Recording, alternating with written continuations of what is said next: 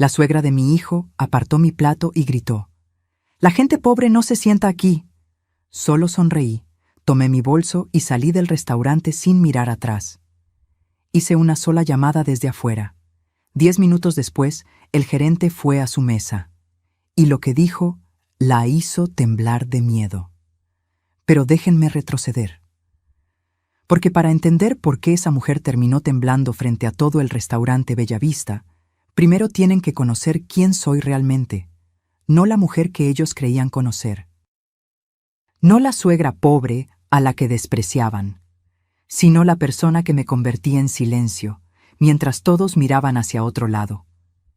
Mi nombre es Soledad Rentería. Mis amigas me llaman Sol, y tengo 68 años que llevo con orgullo. Vivo en un departamento de 2 habitaciones en la colonia Narvarte, Ciudad de México. Las paredes tienen grietas que nunca arreglé. El piso de mosaico cruje en las noches, y desde mi ventana veo la calle donde cada mañana Don Chuy vende tamales con su carrito oxidado. Para cualquiera que entre aquí, soy una viuda común. Una mujer que sobrevive con la pensión de su esposo fallecido. Que compra en el mercado de la esquina, que regatea los jitomates, que guarda los frascos de vidrio porque nunca se sabe cuándo hacen falta. Uso blusas de algodón que compré hace 10 años. Mis zapatos tienen la suela gastada pero bien cuidada. No hay lujos visibles. No hay alardes. Y eso es exactamente lo que quiero que vean. Porque la verdad es muy distinta. Heredé de mi esposo Héctor algo que nadie imaginaba.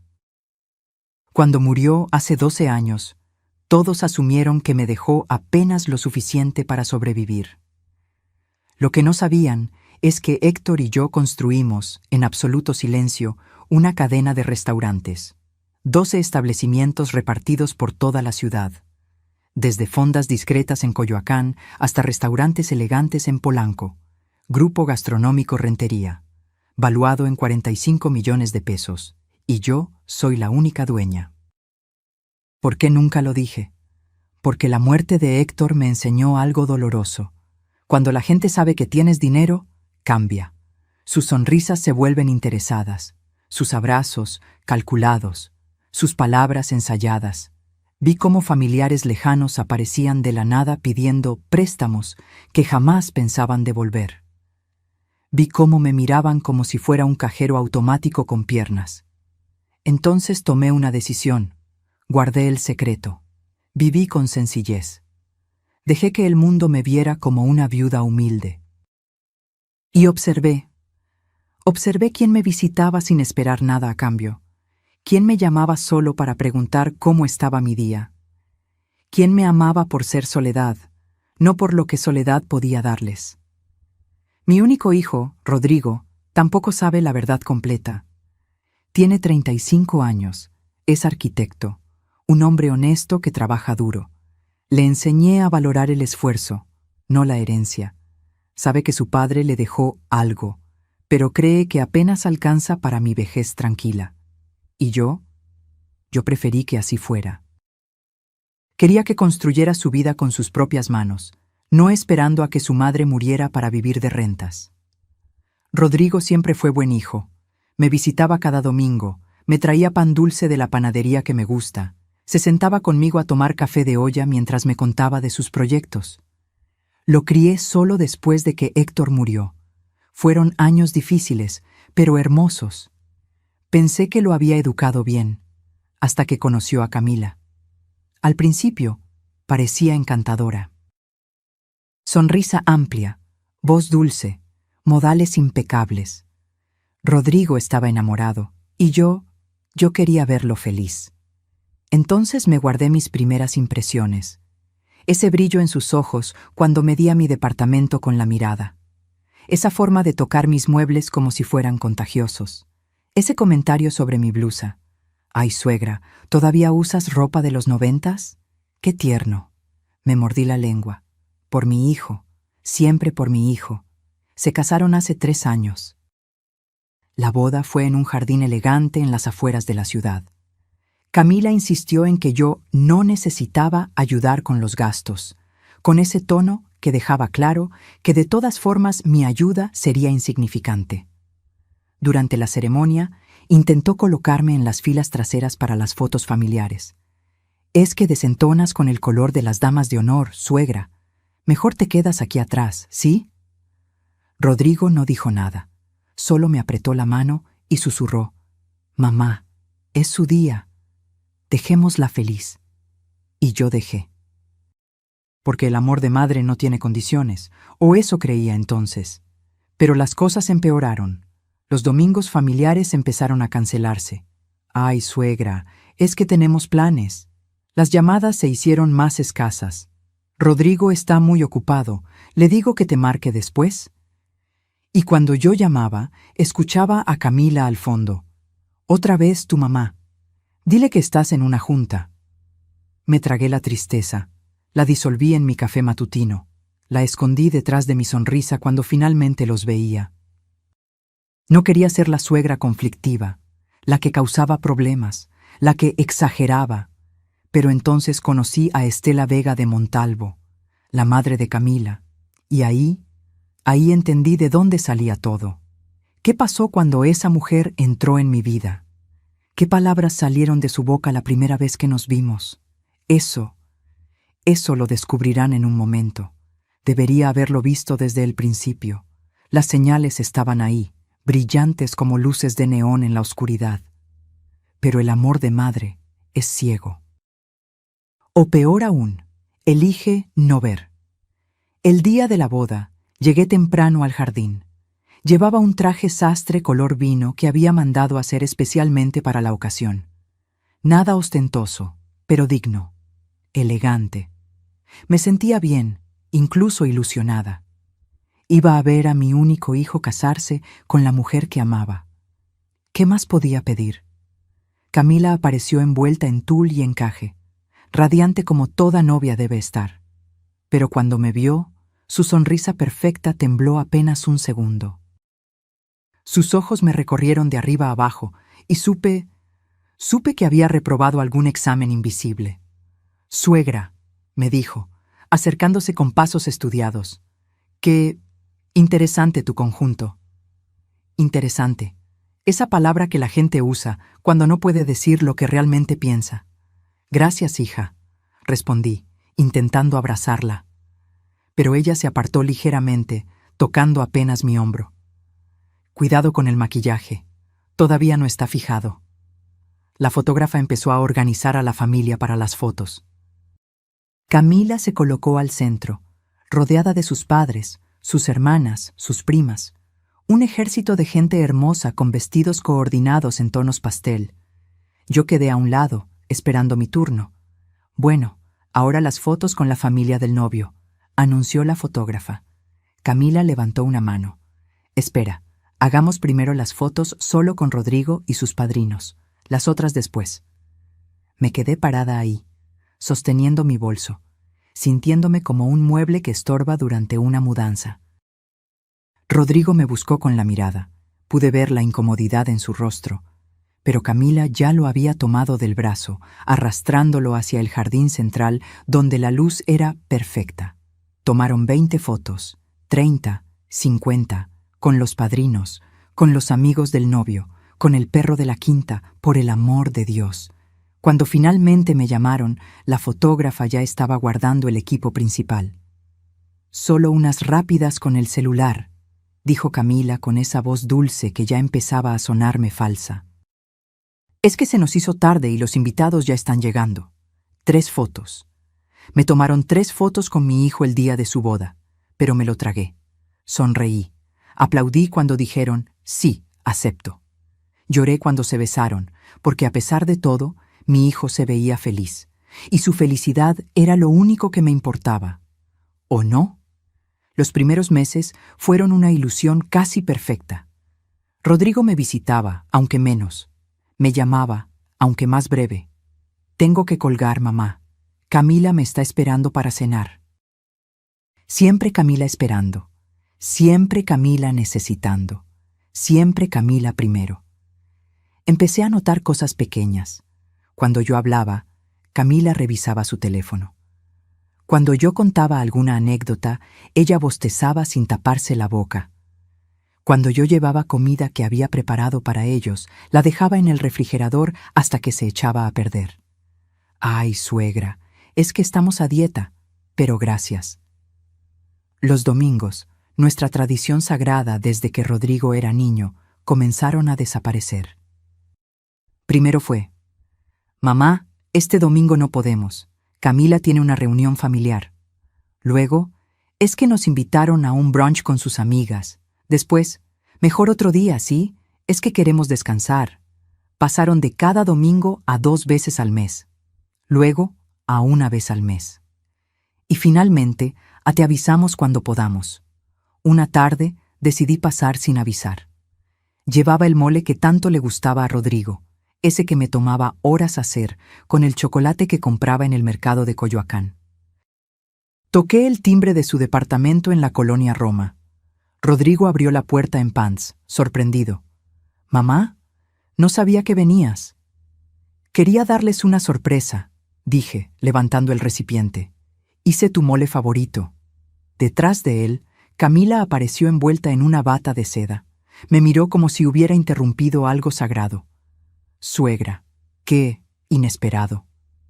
«Puedo dejar esto e irme», ofrecí, sintiéndome de pronto intrusa en la vida de mi propio hijo. «No, mamá, pasa», dijo Rodrigo, pero Camila ya tenía esa expresión, esa que yo empezaba a reconocer. «Es que tenemos planes, amor», le dijo a Rodrigo, ignorándome completamente. «¿Recuerdas? Quedamos de ir al cine con Daniela y su esposo». Rodrigo parpadeó, confundido. «¿Hoy? Pensé que era mañana». «No, cariño, es hoy, a las 6, y ya son las 5». Mentía. Lo supe por cómo evitó mi mirada. Lo supe por cómo sus dedos tamborileaban nerviosos en el marco de la puerta. Estaba inventando una excusa para que yo me fuera. Me quedé 15 minutos, suficientes para dejar el mole, tomar un vaso de agua que nadie me ofreció y escuchar a Camila hablar por teléfono en voz alta. «Sí, ya sé que llegamos tarde. Es que llegó una visita inesperada». Cada palabra cargada de molestia. Cuando salí de ese departamento, con mi bolso vacío y mi corazón pesado, lloré en el elevador. Lloré en el metro. Lloré en mi casa, sentada en mi sillón gastado, preguntándome en qué momento me había convertido en una visita inesperada en la vida de mi hijo. Pero lo peor vino después. Una tarde, fui al súper cerca de su casa. Necesitaba comprar algunas cosas y aproveché para pasar por el barrio, con la esperanza secreta de encontrármelos, de tener una de esas casualidades que te permiten compartir un café sin que parezca que estás mendigando atención. Estaba en el pasillo de los lácteos cuando la escuché. La voz de Camila, inconfundible. Me asomé apenas, escondiéndome detrás de una promoción de yogures. Ella estaba con 2 amigas, empujando su carrito, riéndose. «No sabes lo insoportable que es», decía Camila. «Aparece sin avisar, como si nuestra casa fuera hotel de paso. Trae comida que nadie le pidió. Se queda parada ahí esperando a que la invitemos a comer». Una de sus amigas rió. «Ay, todas las suegras son iguales. Creen que porque parieron al hijo, tienen derechos eternos». «Lo peor es que Rodrigo no entiende», continuó Camila. «Le digo que ponga límites, pero es tan blando con ella. Dice que está sola, que perdió a su esposo, y yo le digo, pues que busque amigas, que se meta a un club, a la iglesia, lo que sea, pero que no nos haga su vida entera. Es sofocante, sofocante». Esa palabra se me clavó en el pecho como un clavo oxidado. Salí de ese súper sin comprar nada. Caminé por la calle sin rumbo. Llegué a un parque y me senté en una banca, viendo a las palomas pelear por migajas de pan. ¿Sofocante? Yo, que me había sacrificado para darle la mejor educación a mi hijo, que había trabajado junto a mi esposo sin descanso para construir un futuro, que ahora vivía en silencio, esperando apenas unas migajas de su tiempo. ¿Yo era sofocante? Esa noche, Rodrigo me llamó. Mamá, ¿estás bien? Te llamé 3 veces. Estoy bien, hijo, solo cansada. ¿Quieres que vaya a verte? Quise gritar que sí. Que por favor viniera, que necesitaba abrazarlo y sentir que todavía era su mamá, no una carga. Pero entonces escuché la voz de Camila al fondo. Rodrigo, la cena se va a enfriar. No, hijo, descansa, nos vemos otro día. Colgué antes de que pudiera responder. Me quedé sentada en mi cocina, con las luces apagadas, sintiendo cómo el silencio me devoraba. Afuera, escuchaba el ruido de la ciudad. Dentro, solo había vacío.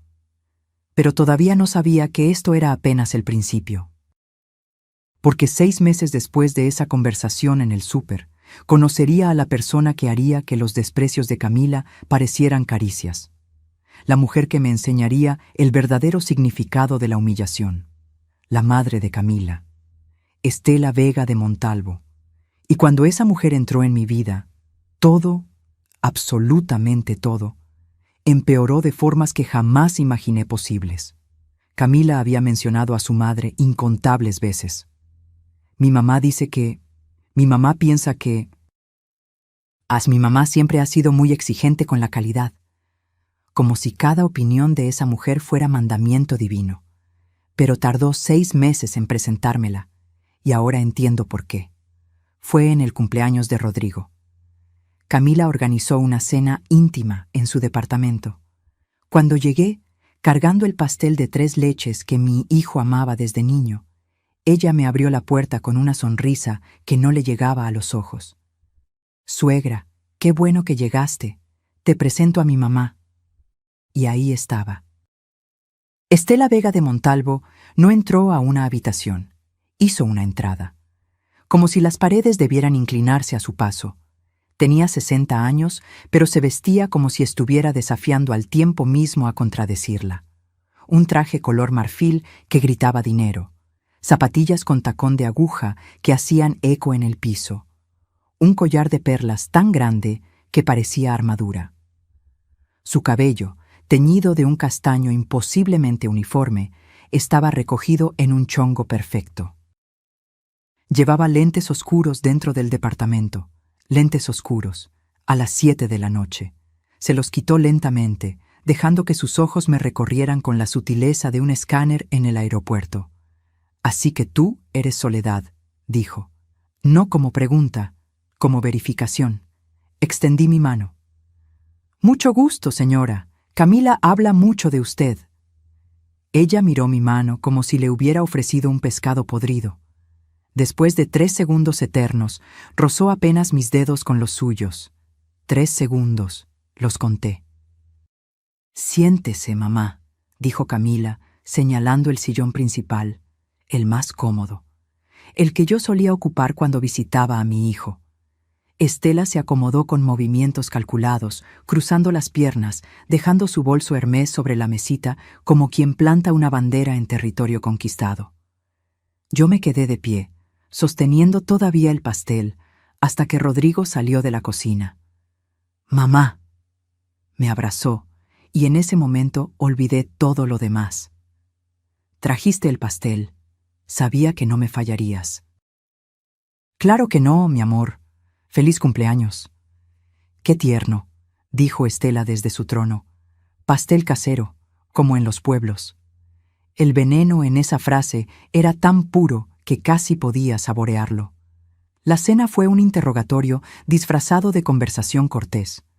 Estela manejaba las preguntas como un abogado fiscal maneja los testimonios. Y dígame, Soledad, ¿a qué se dedicaba su esposo? Héctor tenía un negocio de comida. Ah, una pausa. ¿Algo grande o más bien... familiar? Exitoso, respondí, midiendo mis palabras. Nos permitió vivir dignamente. Dignamente, repitió Estela, saboreando la palabra como si fuera agria. Qué lindo concepto. Yo siempre le digo a Camila, hay que aspirar a más que dignidad. Hay que aspirar a excelencia. Rodrigo intentó cambiar de tema. ¿Y cómo va tu negocio, Estela? Ella se iluminó. Maravillosamente. Acabo de organizar la boda de la hija de los Cortázar. ¿Los conoces? dueños de aquellas torres en Santa Fe. 500 invitados, presupuesto de 2 millones de pesos, todo a mi cargo. Hablaba como si hubiera construido las pirámides de Egipto ella sola. Mi mamá es la organizadora de eventos más exclusiva de la zona, agregó Camila, con ese tono de admiración que jamás usaba conmigo. Lo que no dijeron es lo que yo descubriría después. Que Estela organizaba fiestas pequeñas para conocidos, eventos modestos que ella inflaba con palabras pomposas.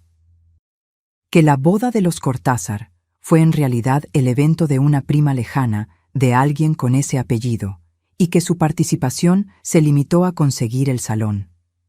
Que su negocio exclusivo operaba desde la sala de su casa, sin oficina, sin empleados, sin nada más que una agenda de contactos y mucha fachada. Pero esa noche, sentada en el departamento de mi hijo, yo no sabía nada de eso.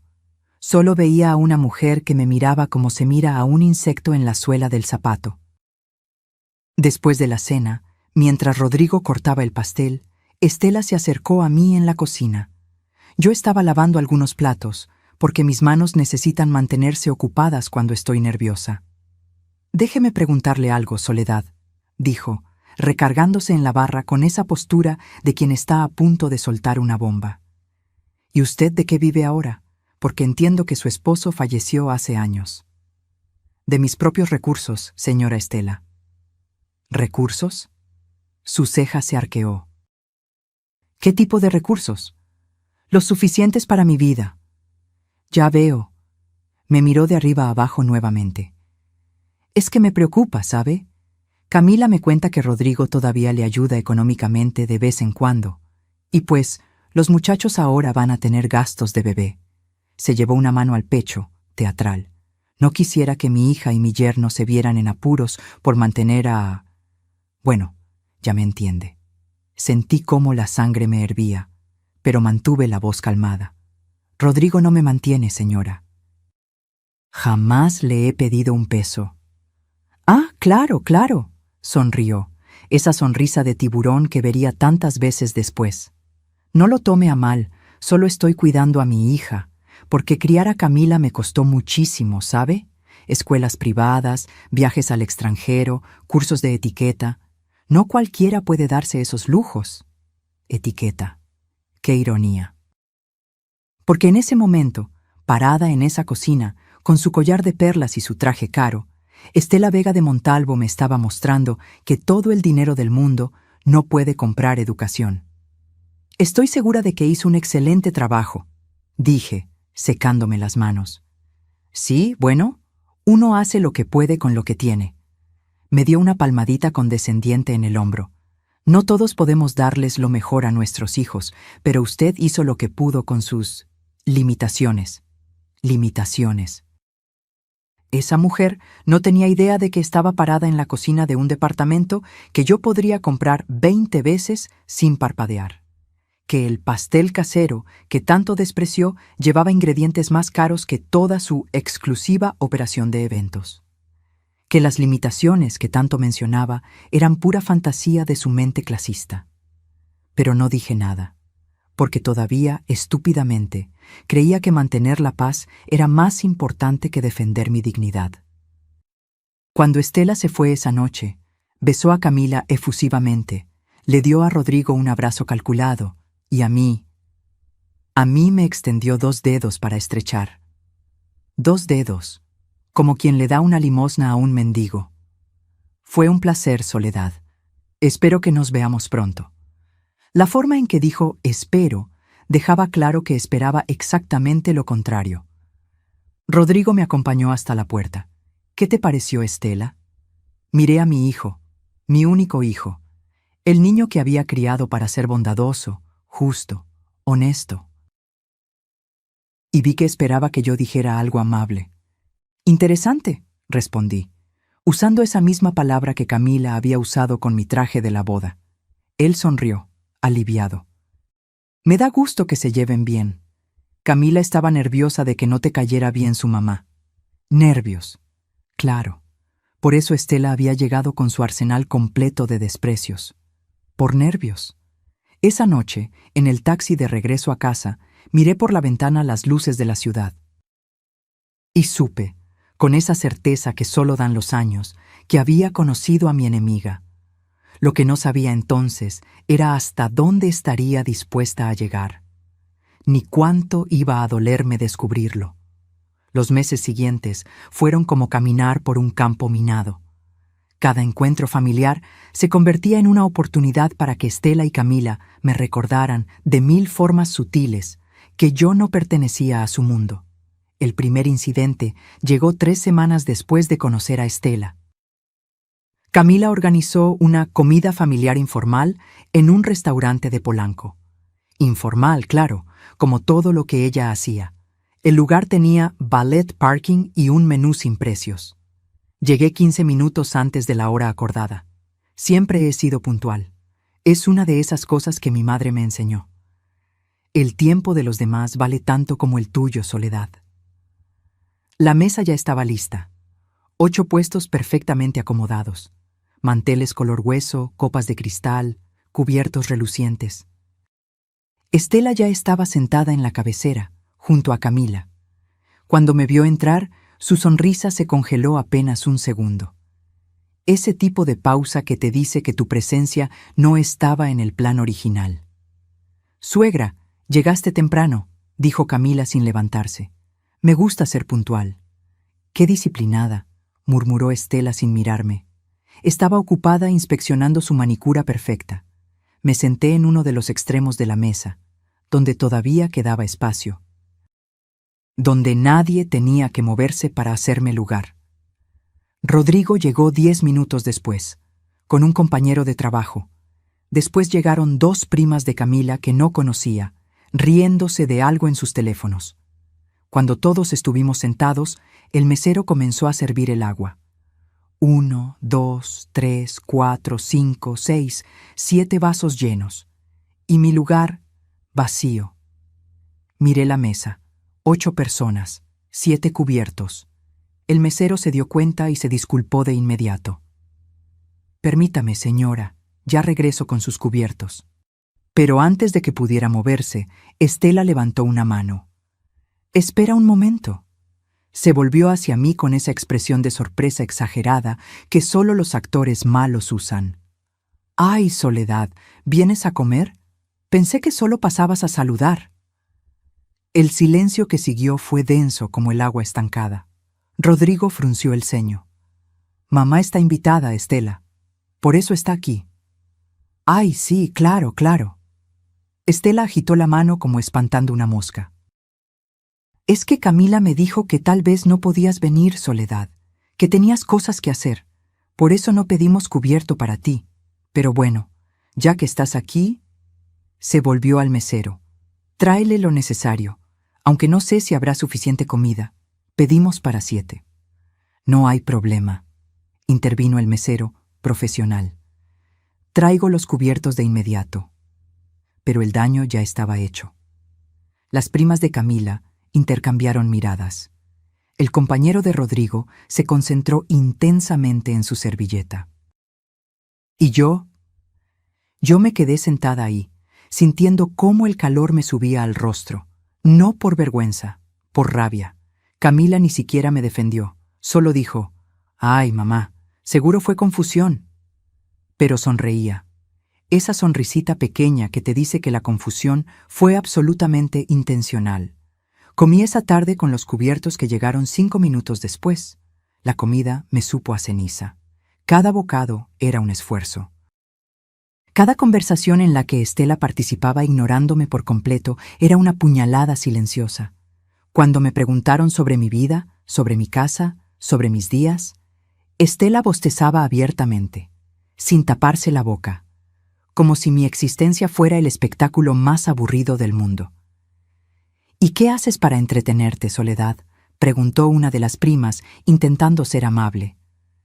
«Leo mucho, voy al mercado, visito a algunas amigas del barrio». «Qué pintoresco», interrumpió Estela. «Yo no tendría paciencia para esa vida tan simple. Necesito estimulación constante. Eventos, galas, gente interesante». «Gente interesante», como si yo fuera un mueble viejo que todavía funciona, pero que ya nadie quiere en la sala. Rodrigo intentó cambiar de tema hablando de su trabajo, de un proyecto nuevo que estaba diseñando.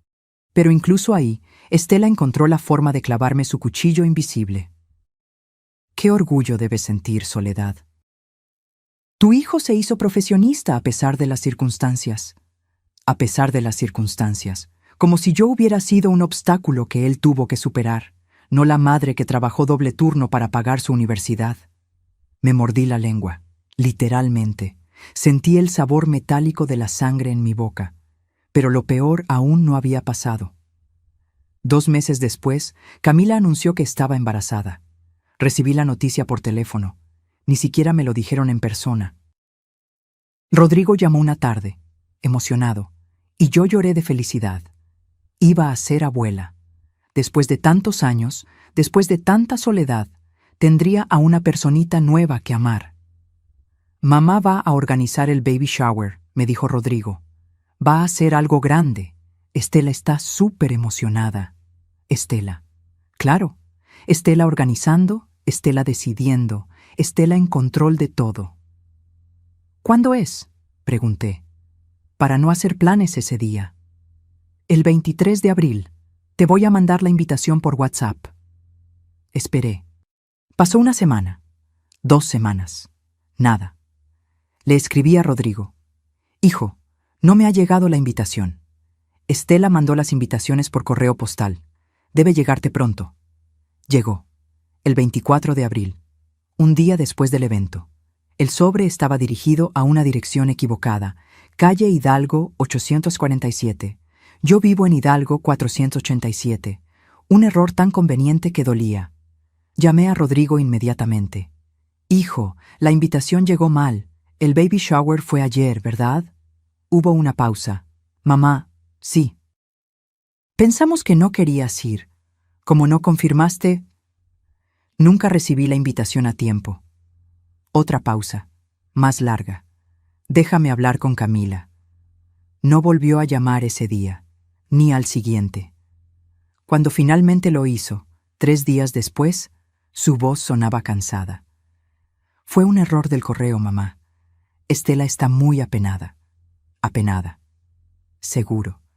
Vi las fotos en Facebook. 80 personas. Decoraciones rosas y doradas. Mesa de postres con 3 pisos. Estela en el centro de todas las fotos, radiante, recibiendo agradecimientos como si ella fuera la que estaba embarazada. Y yo ni siquiera estaba en las etiquetas, como si nunca hubiera existido. Pero me dije a mí misma, cuando nazca la bebé, todo cambiará. Cuando tenga a mi nieta en brazos, nada de esto importará. Qué ingenua fui. El 14 de septiembre, a las 3:42 de la madrugada, nació Emilia, mi nieta. 5 kilos de perfección envuelta en una mantilla rosa. Rodrigo me llamó llorando de felicidad. Mamá, ya nació, es hermosa, ven al hospital. Me vestí temblando de emoción. Ni siquiera me peiné bien. Tomé el primer taxi que encontré. Llegué al Hospital Ángeles en 30 minutos. Subí corriendo al 4º piso. Maternidad. Habitación 412. Cuando llegué a la puerta, Estela estaba ahí, parada, bloqueando la entrada. Soledad. No me saludó, solo dijo mi nombre, como quien identifica un paquete. Vengo a conocer a mi nieta. Las visitas son solo para familia cercana. Cruzó los brazos. Camila acaba de pasar por una cesárea. Necesita tranquilidad. Mucha gente la estresa. Soy la abuela. Soy familia. Familia cercana, repitió. Cada palabra una piedra. Puedes ver a la bebé otro día, cuando Camila esté más recuperada, cuando haya menos gente.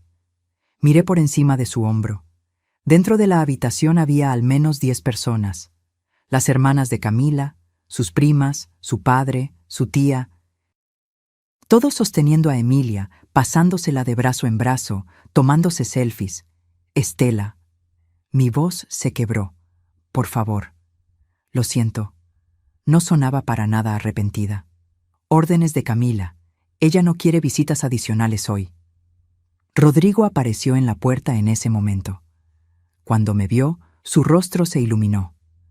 «Mamá, pasa, ven a conocer a Emilia». Pero Estela lo detuvo con una mano en el pecho. «Rodrigo, ya hablamos de esto. Camila necesita descansar. No puede haber tanta gente. Y mi hijo que debió defenderme, que debió decir, es mi madre y va a pasar». Solo asintió débilmente. «Mamá, tal vez es mejor que vengas mañana. Camila está muy cansada». Me quedé parada en ese pasillo de hospital, con el peluche de jirafa que había comprado para mi nieta, con las lágrimas quemándome los ojos, viendo cómo Estela cerraba la puerta en mi cara. Y en ese momento, algo dentro de mí se rompió. Pero todavía no sabía cuánto más podía romperse. Durante 3 meses después del nacimiento de Emilia, vivía en un limbo extraño. Veía a mi nieta en cuentagotas, 15 minutos aquí, media hora allá, siempre cuando a Camila le convenía, siempre bajo supervisión, como si fuera una extraña peligrosa en lugar de la abuela. Cada noche me acostaba con un nudo en el estómago. Las pastillas para dormir que el doctor me había recetado dejaron de funcionar. Empecé a despertar a las 3 de la madrugada, con el corazón acelerado, sudando. Pensaba en Rodrigo, en Emilia, en cómo me habían borrado de sus vidas sin que nadie moviera un dedo para impedirlo. Dejé de comer bien. ¿Para qué cocinar cuando estás sola? El mole que tanto me gustaba hacer perdió el sentido. Las tortillas hechas a mano se quedaban guardadas en el refrigerador hasta que se ponían duras. Tomaba café negro en las mañanas y a veces eso era todo hasta la noche. El estrés tiene formas silenciosas de cobrarse la cuenta. Una tarde de diciembre, estaba doblando ropa en mi recámara. Acababa de lavar las sábanas y el olor a suavizante llenaba el departamento. Afuera, escuchaba a los niños del edificio jugar en el patio. Voces alegres, risas. De pronto, el cuarto empezó a girar. Las paredes se movieron como si estuvieran hechas de agua. Mis piernas se volvieron de algodón. Intenté agarrarme del buró, pero mis manos no respondieron. Lo último que recuerdo es el piso de mosaico acercándose a mi rostro. Desperté con el sonido de sirenas. Doña Lupita, mi vecina del 302, estaba arrodillada junto a mí. «Ya viene la ambulancia, Sol. Aguanta, no te duermas». «¿Qué pasó?» Mi voz sonaba pastosa, lejana. «Te desmayaste. Toqué tu puerta para prestarte azúcar y te escuché caer. Tuve que llamar al conserje para que abriera». Los paramédicos llegaron. Luces brillantes, preguntas rápidas. Me subieron a una camilla. Todo era borroso, como ver el mundo a través de un vidrio empañado. En la ambulancia, uno de ellos me revisó la presión. «Está altísima. ¿Es diabética, señora?» «No». «¿Segura?» No estaba segura de nada en ese momento. Llamaron a Rodrigo. Era el único contacto de emergencia que tenía registrado en mi identificación. Llegó al Hospital General 40 minutos después, con el rostro desencajado. Corrió hacia la camilla donde me estaban conectando a un suero. «Mamá, ¿qué pasó? ¿Estás bien?» Intenté sonreír, tranquilizarlo, pero las lágrimas llegaron primero. «Estoy bien, hijo, solo un susto». El doctor llegó con una tableta llena de números que no entendí. «Señora Rentería, necesitamos hacerle unos estudios completos. Su glucosa está en 380. Eso es peligrosamente alto». 380. El número se quedó flotando en el aire como humo tóxico. «¿Eso qué significa?», preguntó Rodrigo. «Significa que su mamá tiene diabetes avanzada. Por los niveles, probablemente lleva meses desarrollándose sin tratamiento». Pero ella nunca dijo nada. Muchas veces los síntomas se confunden con cansancio, estrés. El doctor me miró directamente. «¿Ha tenido mucho estrés últimamente, señora?» Quise reír, quise gritar, quise decir, «¿Estrés? ¿Quiere decir aparte de ser tratada como basura por la familia de mi hijo?» Pero solo dije, «Un poco». Me dejaron internada para estabilizarme. Habitación compartida en el 3er piso. La cama junto a la mía estaba vacía, cubierta con sábanas blancas que olían a cloro. Rodrigo se quedó conmigo, sosteniendo mi mano, pidiéndome perdón por cosas que no eran su culpa. Debí darme cuenta, mamá. Debí visitarte más. Debí... No es tu culpa, hijo. Pero sí lo era. Un poco. De todos. A las 8 de la noche llegaron Camila y Estela. Las escuché antes de verlas. El sonido de los tacones de Estela repiqueteando en el pasillo como martillos. Entraron a la habitación trayendo consigo un perfume caro que chocaba con el olor a desinfectante. «Rodrigo, tienes que ir a casa», dijo Camila sin siquiera mirarme. «Emilia no ha parado de llorar. Te necesita». «Pero mi mamá, tu mamá está bien. Mírala. Está despierta, consciente. Los doctores la están atendiendo. Ve a casa, yo me quedo aquí». Mentira. Ambos sabíamos que era mentira. Pero Rodrigo estaba cansado, preocupado, dividido entre dos mujeres que jalaban de él en direcciones opuestas. «¿Estarás bien, mamá?», asentí, porque eso es lo que las madres hacen. Mentimos para que nuestros hijos no sufran. Rodrigo se fue, y me quedé sola con ellas. Estela se acercó a la ventana, mirando hacia la calle como si el panorama le pareciera fascinante. ¡Qué lugar tan austero! Nunca había estado en un hospital público. «Es un buen hospital», dije, mi voz apenas un susurro. Se volteó hacia mí. «Soledad, discúlpame que sea directa, pero tienes que cuidarte mejor. A tu edad y con tu estilo de vida, el cuerpo cobra factura». Mi estilo de vida. Como si vivir con sencillez fuera una enfermedad. Camila estaba en la puerta, hablando por teléfono en voz lo suficientemente alta para que yo escuchara. «No, mamá, no es nada grave. Ya sabes cómo son las personas mayores. Cualquier cosita y se alarman». Una enfermera pasó, ajustando mi suero. Me miró con compasión. Esa compasión que te dan cuando saben que estás rodeada de personas que no te quieren. Estela se sentó en la silla junto a mi cama, cruzando las piernas. «¿Sabes qué creo, Soledad? Creo que esto es estrés, puro estrés. Y el estrés viene de no tener la vida ocupada. Deberías salir más, hacer actividades, no quedarte encerrada en ese departamento esperando que Rodrigo te llame». Cada palabra era una aguja clavándose bajo mi piel. «No me quedo esperando». «Claro que sí», sonrió. Esa sonrisa llena de condescendencia que ya conocía tan bien.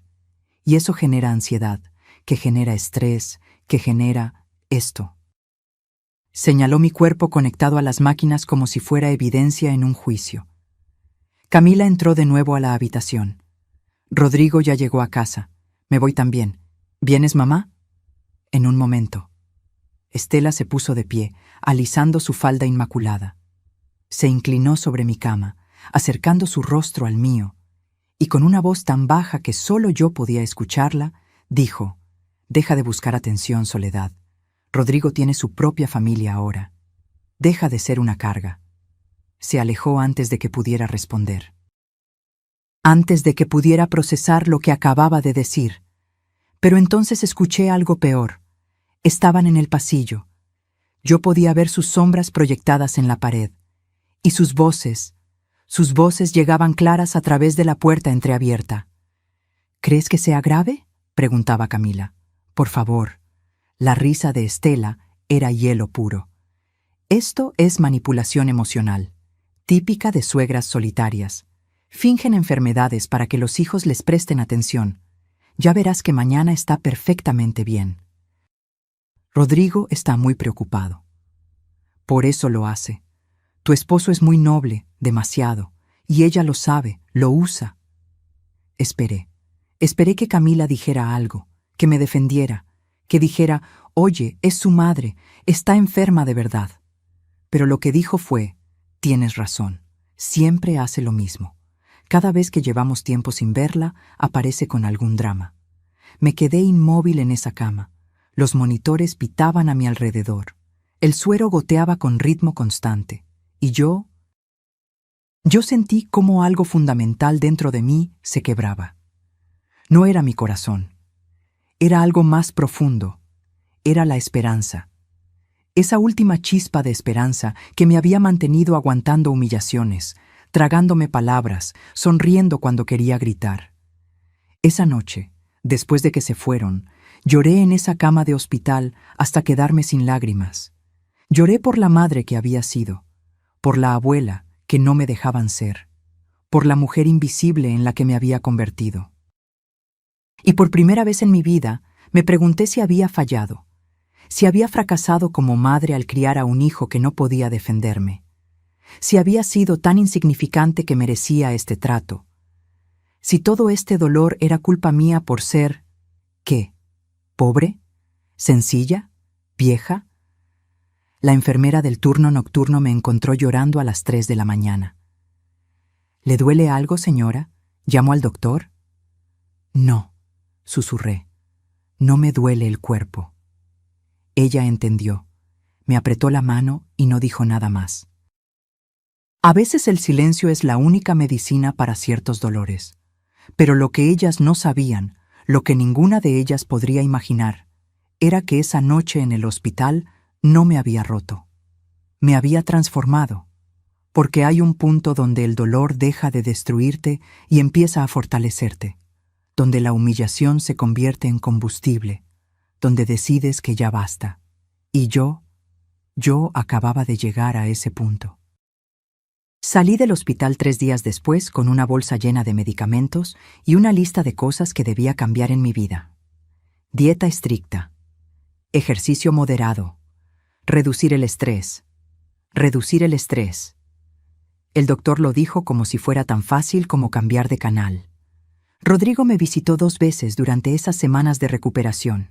Camila nunca vino, Estela tampoco, pero enviaron flores. Un arreglo pequeño con una tarjeta que decía «Pronta recuperación, familia Vega». Ni siquiera se molestaron en escribir mi nombre. Las puse en la basura. Pasaron 2 semanas cuando Rodrigo me llamó con una propuesta. «Mamá, quiero que almorcemos juntos, los 4, tú, yo, Camila y Estela, como familia». Mi primera reacción fue decir que no. Inventar una excusa. Pero entonces escuché algo en su voz, algo que sonaba a súplica, a necesidad de que todo estuviera bien entre las personas que amaba. ¿Dónde?, pregunté. En el restaurante Bellavista, en Polanco. El sábado a las 2. Bellavista. Uno de los restaurantes de mi cadena, uno de los más elegantes, con manteles de lino importado y cubiertos de plata antigua, con un chef que había ganado premios internacionales, con una lista de espera de 2 meses para conseguir mesa. Una mesa que yo podía conseguir con una llamada. El sábado me vestí con cuidado, nada ostentoso. Una blusa de algodón color marfil que me había regalado una amiga. Pantalones café que usaba para salir al mercado. Zapatos cómodos.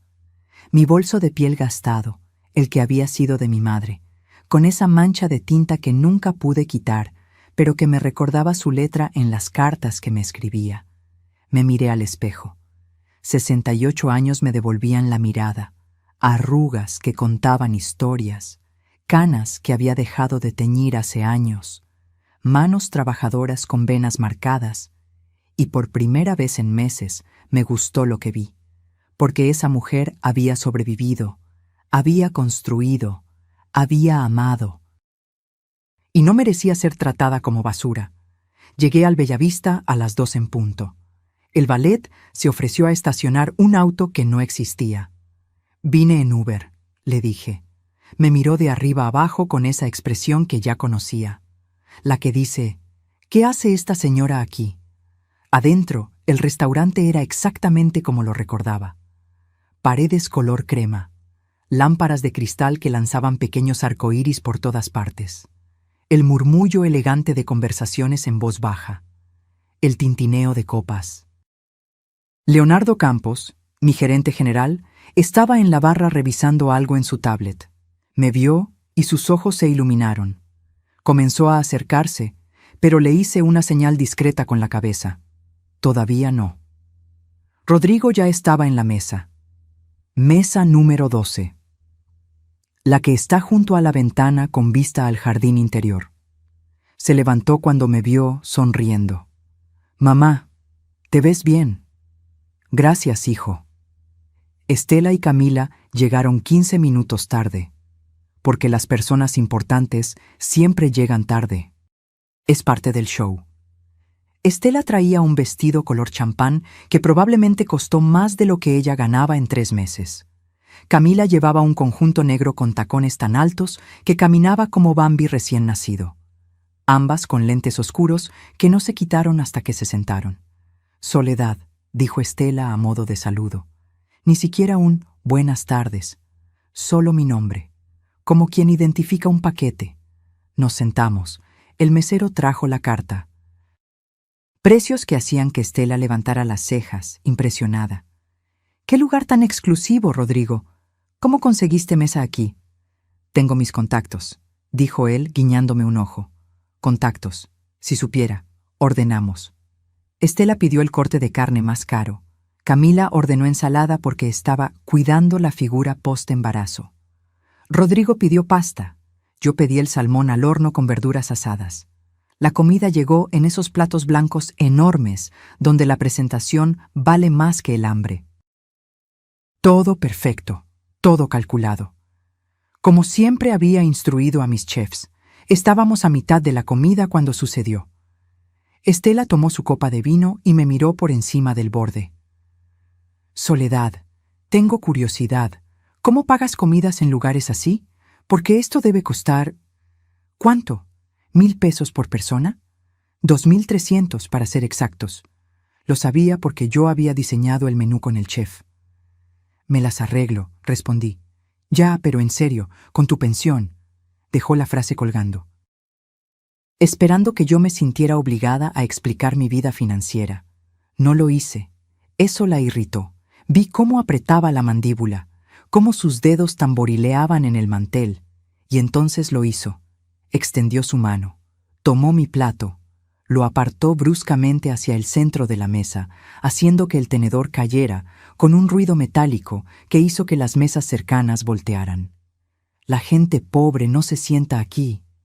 Su voz atravesó el restaurante como un cuchillo. «Este es un lugar para personas de clase. Personas que entienden lo que significa la elegancia, no para...». Me miró de arriba abajo. «No para gente que viene del mercado». El silencio que siguió fue absoluto. Todos en el restaurante nos miraban. El mesero se quedó congelado a mitad de servir vino en otra mesa. El sommelier dejó de respirar. Hasta la música de fondo pareció detenerse. Camila se rió. Una risa nerviosa, pero risa al fin. «Suegra, entiende tu lugar. Esto no es un comedor comunitario». Miré a Rodrigo, esperando, rogando que dijera algo, lo que fuera. Se quedó mudo, paralizado, la boca abierta, los ojos grandes, como un niño que presencia un accidente y no sabe qué hacer. Y algo dentro de mí, algo que había estado agrietándose durante meses, finalmente se rompió, pero no hacia adentro, hacia afuera.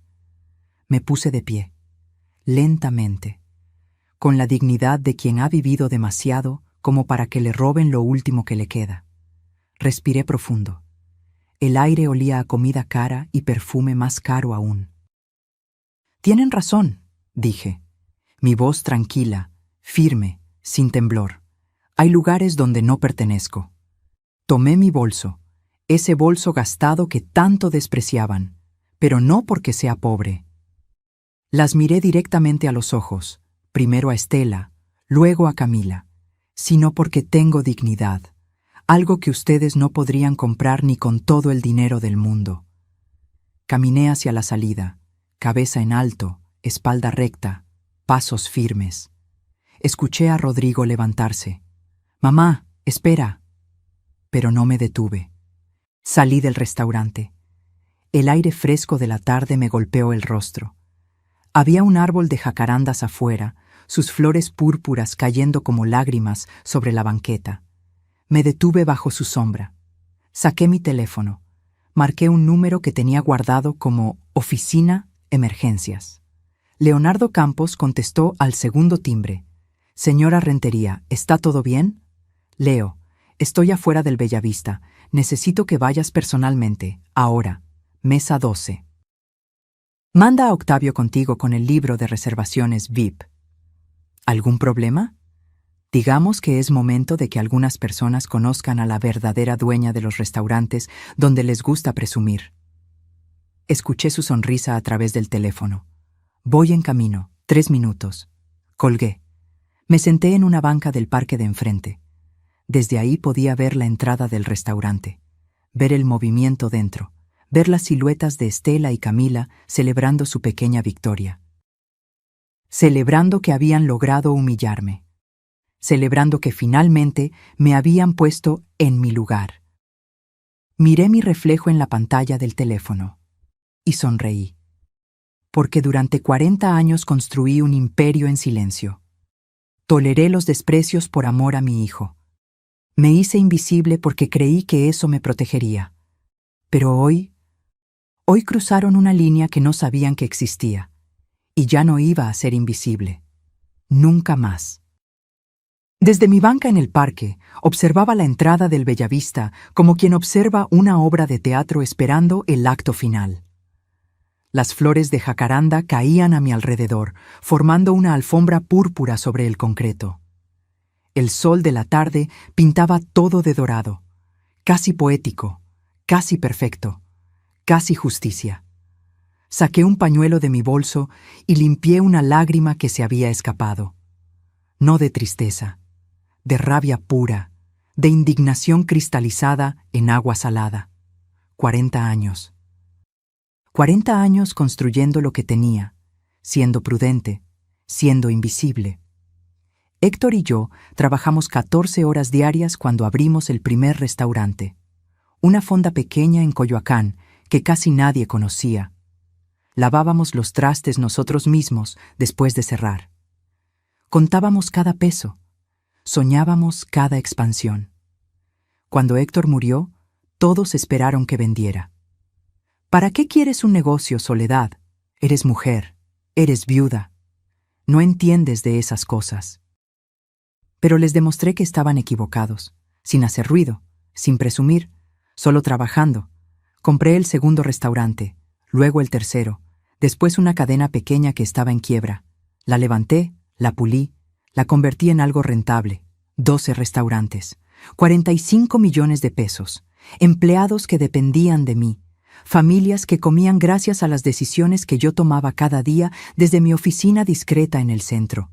Y esta mujer.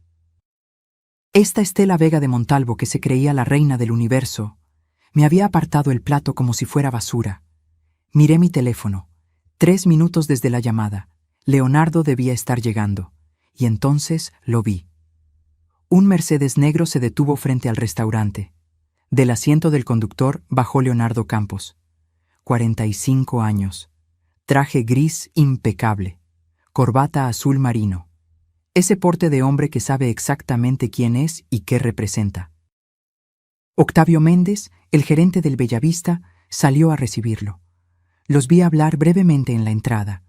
Vi cómo Octavio palideció, cómo asentía rápidamente, cómo sus manos temblaban ligeramente al sostener la tablet que siempre cargaba. Entraron juntos. Me incliné hacia adelante en la banca. Mi corazón latía rápido, no de miedo, de anticipación. Pensé en todas las veces que me tragué las palabras, todas las humillaciones pequeñas que dejé pasar, los comentarios sobre mi ropa, las miradas de desprecio, los olvidos convenientes, la puerta del hospital cerrada en mi cara, porque la gente pobre no se sienta aquí. Esas palabras retumbaban en mi cabeza como campanas. Pobre, como si el dinero definiera el valor de una persona, como si mi cuenta bancaria determinara si merecía respirar el mismo aire que ellas. Pero yo no era pobre. Nunca lo fui. Solo elegí vivir sin alardes, sin ostentación, probando a las personas. Viendo quién me amaba por ser Soledad, no por lo que Soledad podía darles. Y ahora sabía exactamente quién era quién. Miré el reloj en mi teléfono. Habían pasado 5 minutos desde que Leonardo entró. ¿Qué estarían diciendo? ¿Cómo estaría reaccionando Estela? ¿Y Camila? ¿Y mi hijo?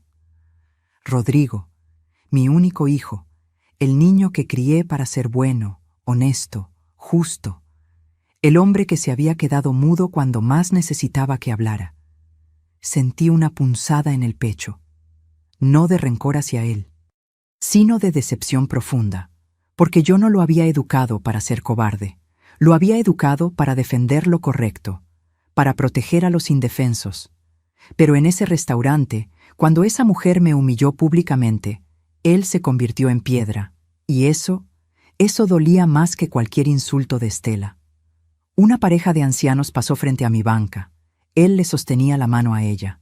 Caminaban despacio, riéndose de algo. Se veían en paz, en armonía. Como Héctor y yo solíamos caminar los domingos por el parque de Chapultepec.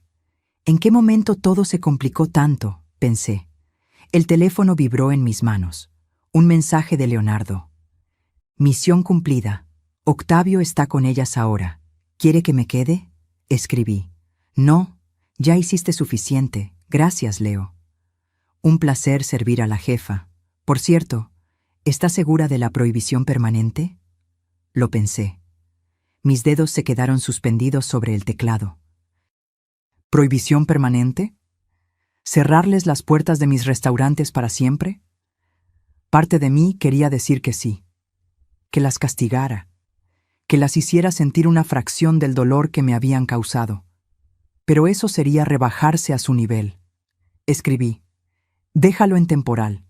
6 meses. Si aprenden algo de esto, tal vez merezcan otra oportunidad. Tal vez. Probablemente no, pero no iba a convertirme en lo que ellas eran. Guardé el teléfono, cerré los ojos. Respiré el aire que olía a flores, a tierra húmeda del parque, a escape de coches en Polanco. Y por primera vez en meses me sentí ligera, como si hubiera soltado un peso que llevaba cargando desde que Camila entró en nuestras vidas, desde que Estela me miró como a un insecto, desde que me convertí en la suegra invisible, la abuela tolerada, la mujer que estorbaba. Abrí los ojos. El cielo estaba despejado, azul perfecto, sin nubes. Recordé algo que mi madre me dijo antes de morir.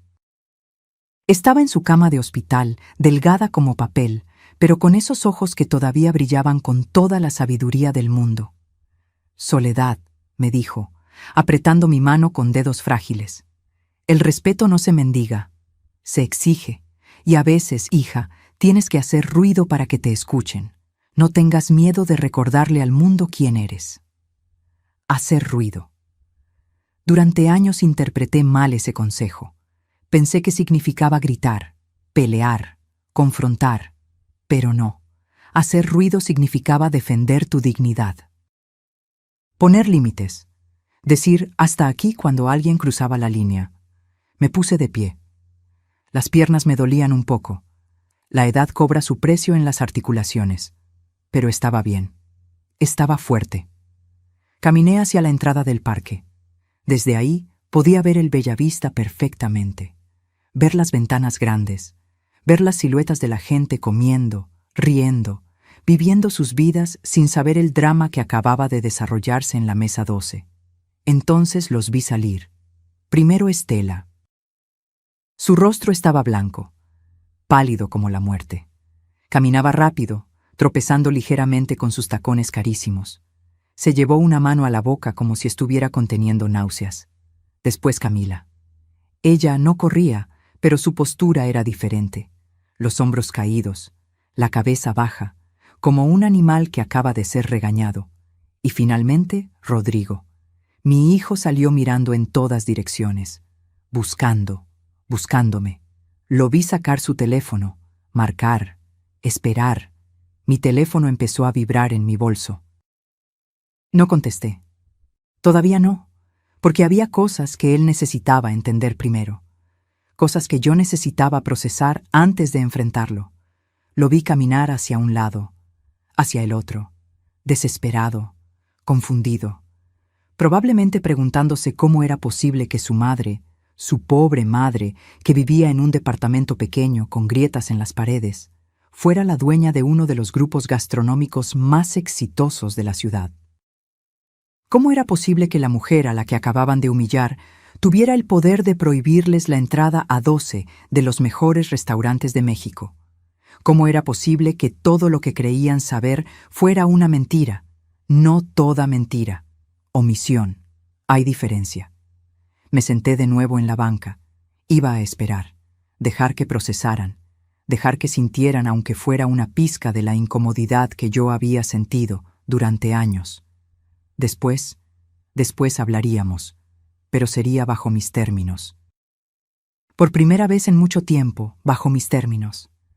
10 minutos antes, dentro del Bellavista, la mesa 12 era una escena de celebración silenciosa. Estela había terminado su vino. Camila revisaba su teléfono sonriendo. ¿Y Rodrigo? Rodrigo miraba hacia la puerta por donde yo había salido con una expresión que no podía descifrar. Bueno, dijo Estela, limpiándose delicadamente la comisura de los labios con la servilleta. Creo que finalmente entendió el mensaje. Era necesario, mamá, coincidió Camila. Ya era insoportable. Rodrigo no dijo nada, solo miraba su plato intacto. Entonces las puertas del restaurante se abrieron. Leonardo Campos entró con la presencia de alguien que está acostumbrado a estar al mando. Alto, seguro, con ese traje que claramente costaba más que todo el guardarropa de Estela junto. Detrás de él venía Octavio Méndez, el gerente del local. Octavio era un hombre nervioso por naturaleza, pero en ese momento parecía a punto de sufrir un colapso. Caminaron directamente hacia la mesa 12. Estela levantó la vista, ligeramente molesta por la interrupción. ¿Sí? Octavio se aclaró la garganta. Sus manos temblaban. Disculpen, ¿alguna de ustedes es la señora Soledad Rentería? Estela rió, una risa corta, desdeñosa. No, gracias a Dios, esa mujer ya se fue. ¿Por qué? Leonardo dio un paso adelante. Permítame presentarme. Leonardo Campos, gerente general de Grupo Gastronómico Rentería. Sacó una tarjeta de presentación y la dejó sobre la mesa. La señora Soledad Rentería es la presidenta y única propietaria de nuestra empresa. El silencio que siguió fue tan denso que podría cortarse con cuchillo. Camila dejó de respirar. Rodrigo se puso pálido. Estela parpadeó. Una vez, 2 veces. ¿Perdón? La señora Rentería, continuó Leonardo con voz profesional pero fría, es dueña de este restaurante. Y de otros 11 establecimientos en la ciudad. Grupo Gastronómico Rentería tiene un valor estimado de 45 millones de pesos.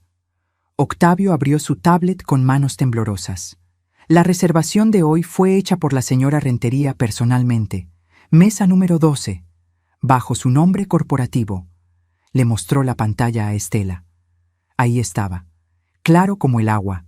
Reservación VIP, S, Rentería, Presidenta GGR, Mesa 12, 14, CEU HRS.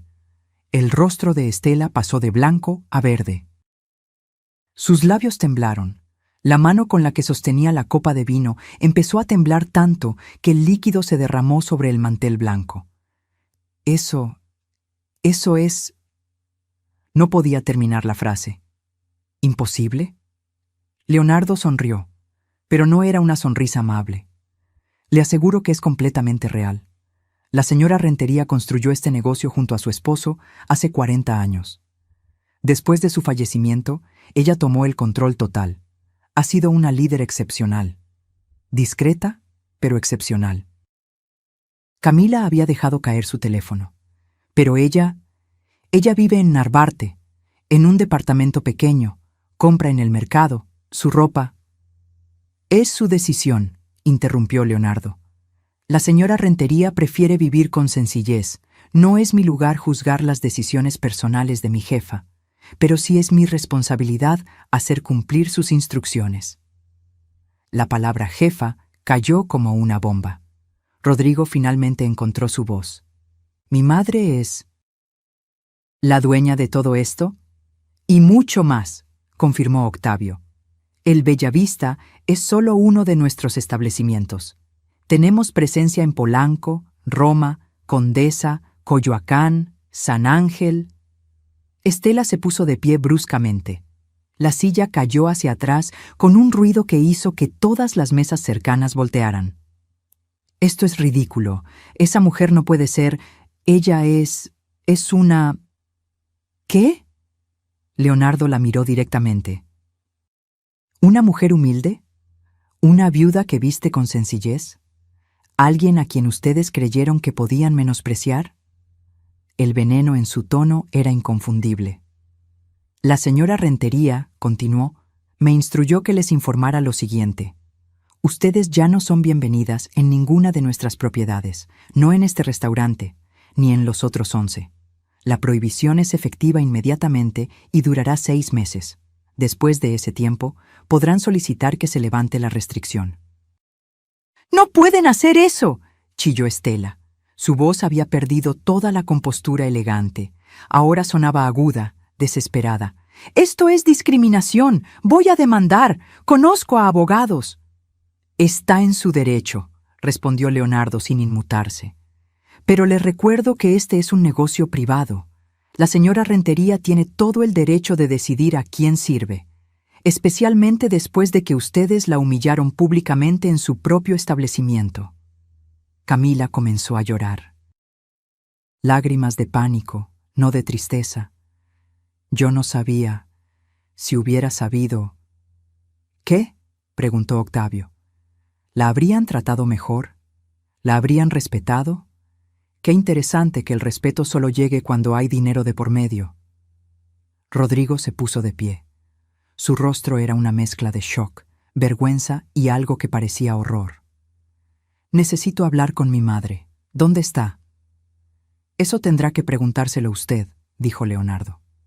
«Mi trabajo era solo entregar el mensaje y asegurarme de que ustedes entendieran las consecuencias de sus acciones». Giró sobre sus talones y comenzó a alejarse. Octavio lo siguió, pero antes de irse se volteó hacia la mesa. «Les sugiero que se retiren. Su presencia está haciendo sentir incómodos a nuestros otros clientes». Y tenía razón. Toda la sección del restaurante los miraba, algunos con curiosidad, otros con desprecio evidente. Las mesas susurraban. Los meseros intercambiaban miradas. Estela intentó recomponerse. Levantó la barbilla. Trató de caminar con dignidad hacia la salida, pero sus piernas temblaban tanto que tropezó con sus propios tacones. Tuvo que sostenerse de una silla para no caer. Camila la siguió, con el rostro hundido en las manos, sollozando. ¿Y Rodrigo?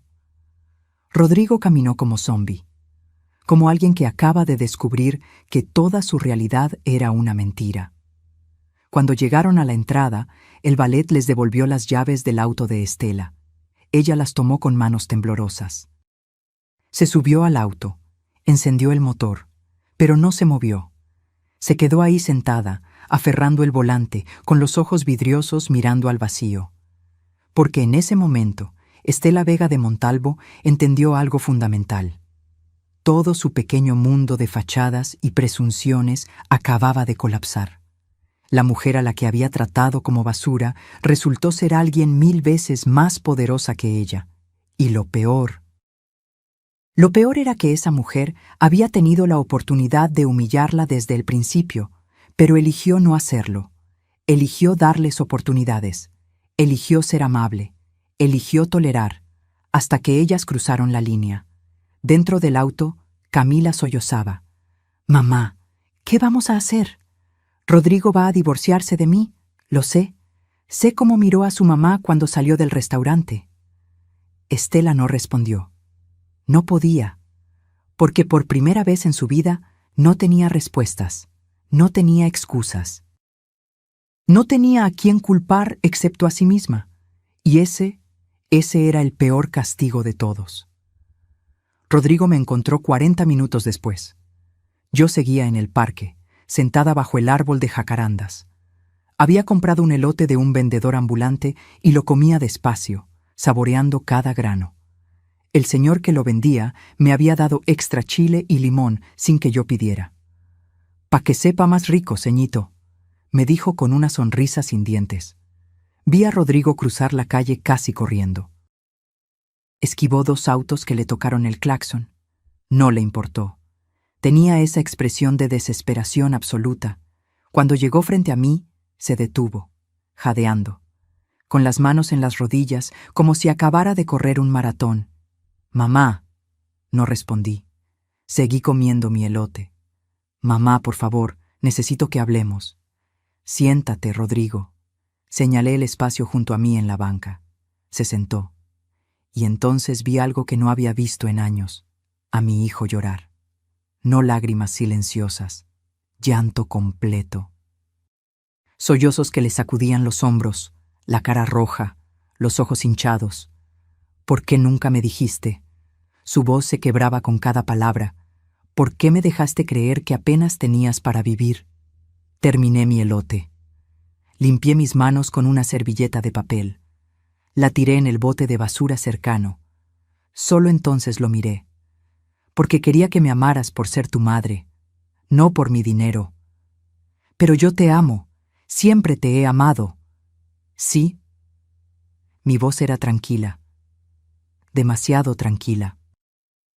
«¿Me amaste cuando tu suegra me cerró la puerta del hospital en la cara? ¿Me amaste cuando Camila se rió de mi ropa? ¿Me amaste hace 1 hora cuando Estela me humilló públicamente y tú te quedaste callado como una estatua?» Se tapó la cara con las manos. Lo sé, y me odio por eso. Fui un cobarde, el peor hijo del mundo. Pero mamá tenía miedo. ¿Miedo de qué? De perder a Camila, de que se enojara, de causar problemas. ¿Y perderme a mí? Lo miré directo a los ojos. «¿Eso no te daba miedo?» No pudo sostenerme la mirada. «Rodrigo, te crié solo. Tu padre murió cuando tenías 23 años. Trabajé día y noche para que no te faltara nada, para que estudiaras, para que tuvieras oportunidades. Y nunca, jamás, te pedí nada a cambio, porque eso es lo que hacen las madres. Aman sin condiciones». «Lo sé». «No, no lo sabes». Me puse de pie. Él se levantó también. «Porque si lo supieras, me habrías defendido. La primera vez que Camila me faltó al respeto, tú hubieras puesto límites. Cuando Estela me trató como basura, tú hubieras dicho: esta es mi madre y la respetas o nos vamos. Pero no lo hiciste. Elegiste la paz falsa sobre mi dignidad. Tienes razón, en todo. Fui egoísta, débil. Pero mamá, por favor». Se arrodilló frente a mí, en el pasto, con el pantalón caro de su traje manchándose de tierra. «Dame la oportunidad de arreglarlo, de ser el hijo que debí ser desde el principio». Lo miré ahí, arrodillado, y mi corazón se partió, porque era mi hijo, mi único hijo, el niño que solía correr hacia mí cuando se caía en el parque, el adolescente que lloraba en mi hombro cuando le rompieron el corazón por primera vez, el hombre que me abrazaba los domingos y me decía: «Te quiero, mamá», sin que yo tuviera que pedírselo. Pero también era el hombre que me había fallado. «Levántate, Rodrigo». Se levantó. «Necesito que entiendas algo. Durante 40 años construí un imperio. Solo.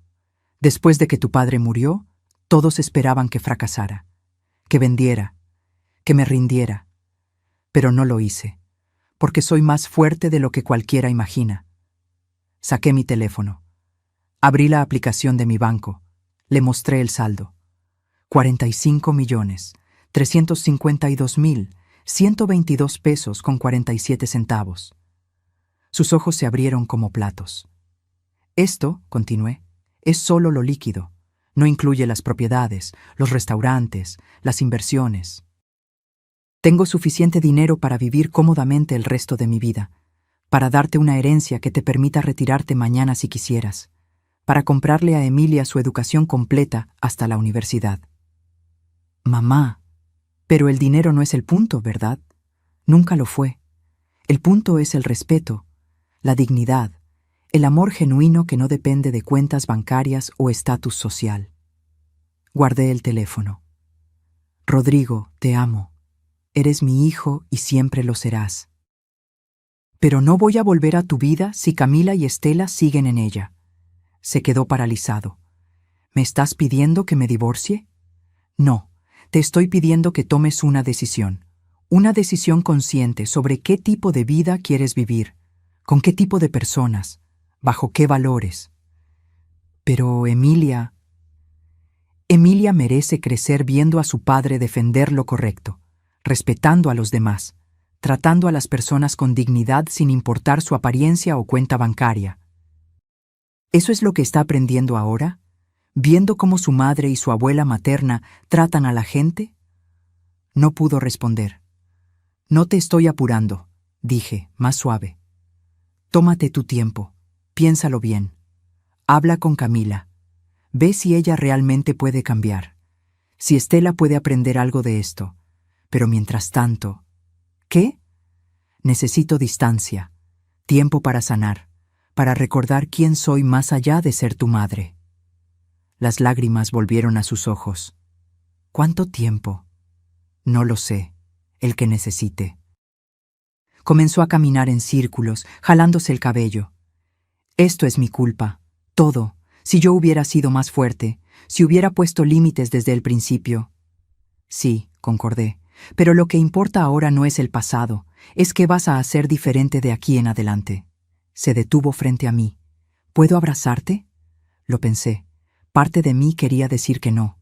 Quería que sintiera el rechazo que yo había sentido, pero era mi hijo, y el amor de madre es complicado. Sí, me abrazó, fuerte, desesperado. Como si temiera que fuera a desaparecer si me soltaba. Lo siento, susurró en mi oído. Lo siento tanto, mamá. Voy a arreglarlo, te lo prometo. Las promesas son fáciles, las acciones son difíciles.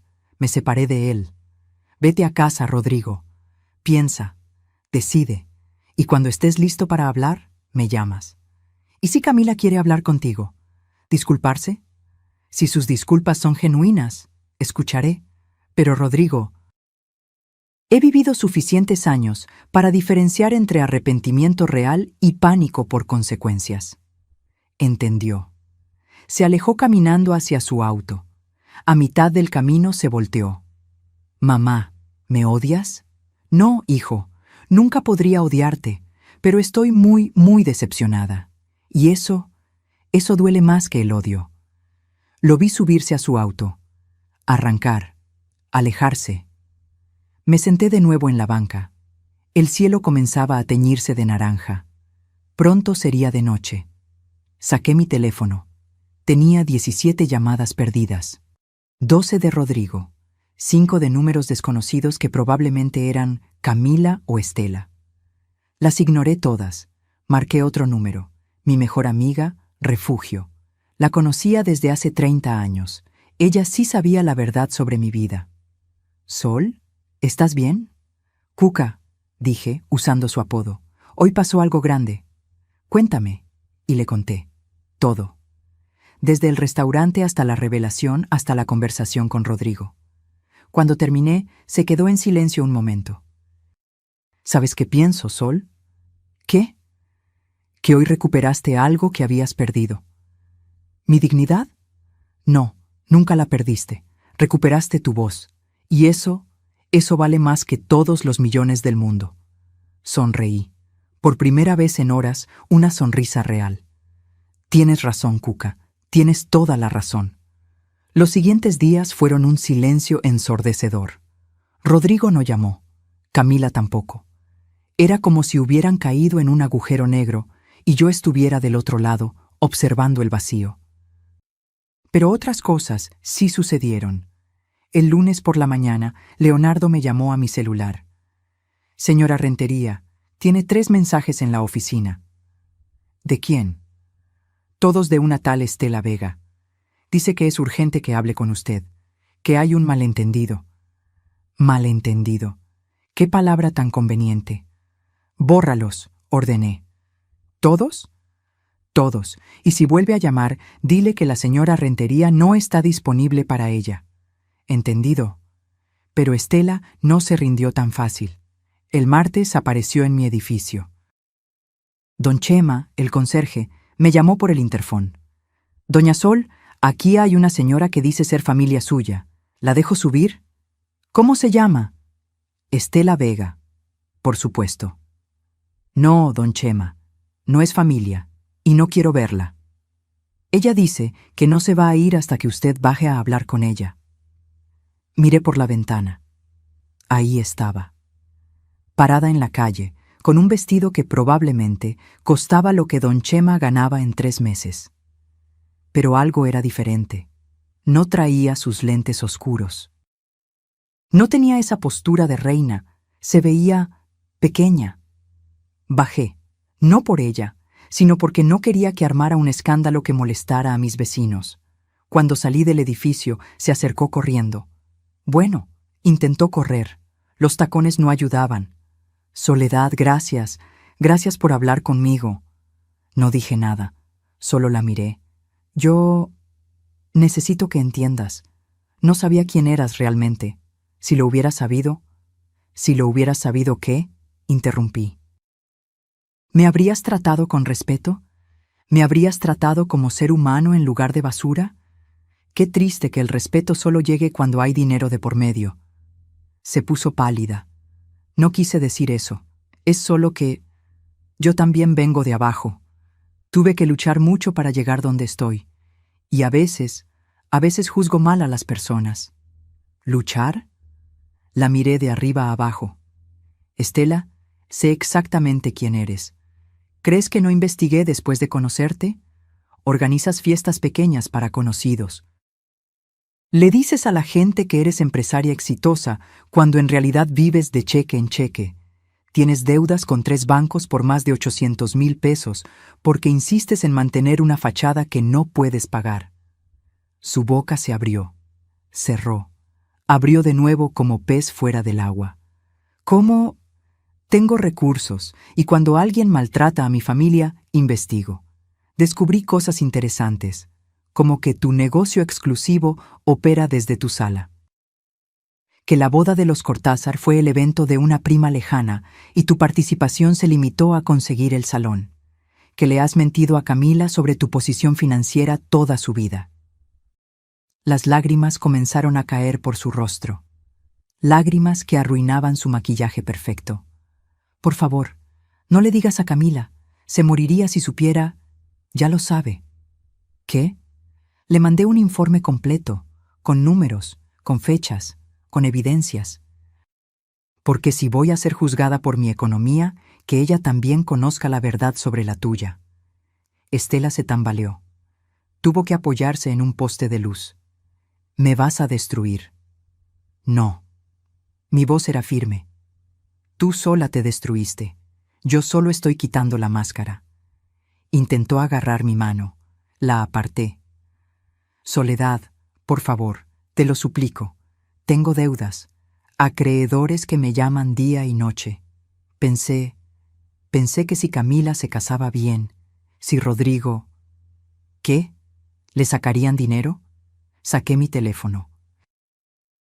Le mostré screenshots de mensajes entre ella y Camila que mi equipo de seguridad había recuperado.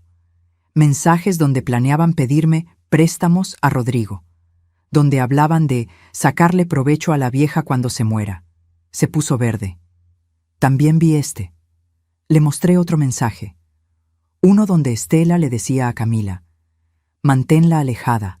Entre más sola se sienta, más rápido se morirá y Rodrigo heredará.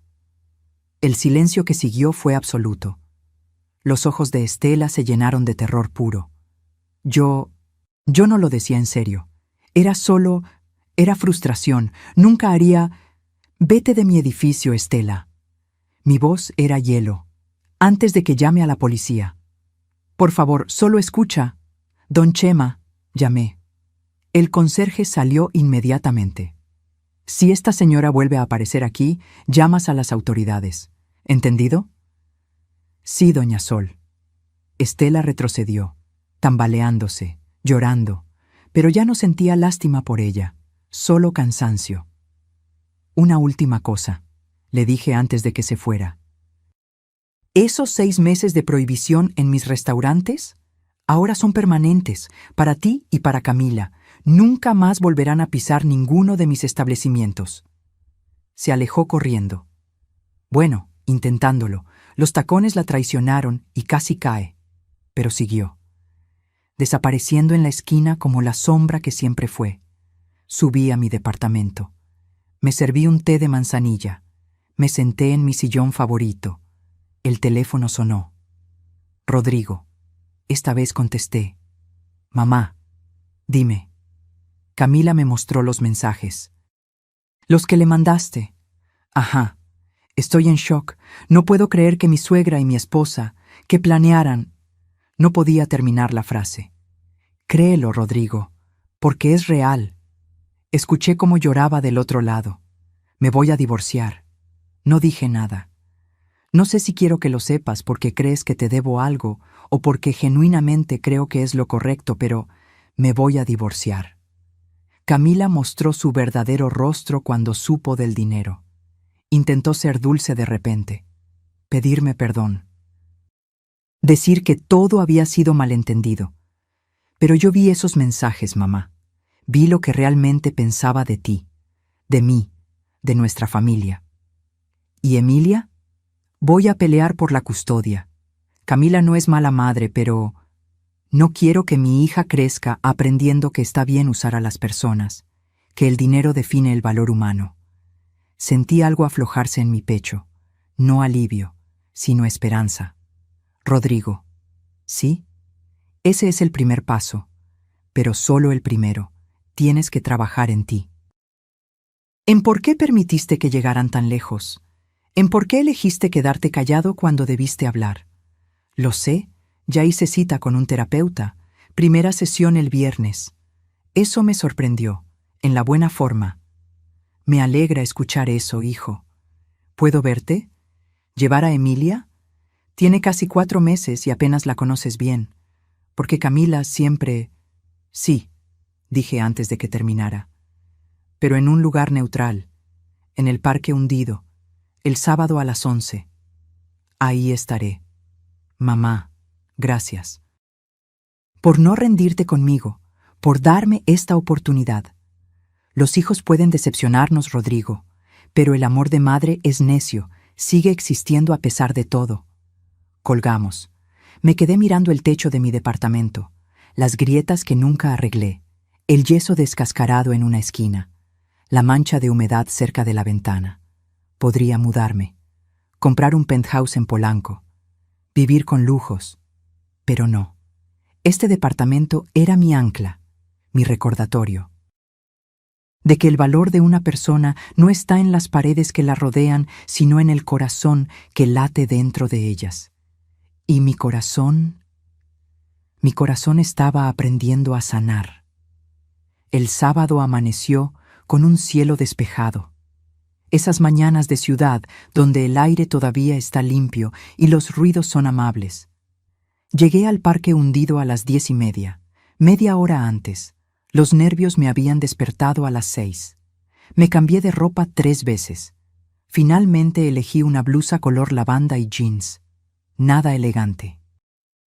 Nada que impresionara. Solo yo. El parque estaba lleno de familias, niños corriendo, parejas caminando, ancianos haciendo tai chi bajo los árboles. La vida en su forma más simple y hermosa. Me senté en una banca cerca del lago artificial. Observé a los patos nadar. Recordé cuando traía a Rodrigo aquí cuando era niño, cómo le encantaba darles de comer, cómo se reía cuando los patos peleaban por el pan. ¿Mamá? Volteé. Ahí estaba, mi hijo, más delgado, con ojeras, pero con algo diferente en los ojos, algo que parecía claridad. En sus brazos llevaba a Emilia, mi nieta. Se me llenaron los ojos de lágrimas antes de poder evitarlo. Hola, hijo. Hola, mamá. Se sentó a mi lado. Me pasó a Emilia con cuidado. Quiere conocer a su abuela de verdad. Tomé a la bebé en mis brazos. 4 meses. ojos café oscuro, cabello negro y rizado, una sonrisa chimuela que me derritió el corazón. «Hola, mi amor», susurré. «Soy tu abuela Soledad». Emilia me miró, fijamente, con esa intensidad que tienen los bebés cuando estudian un rostro nuevo. Y entonces sonrió. No pude contener el llanto.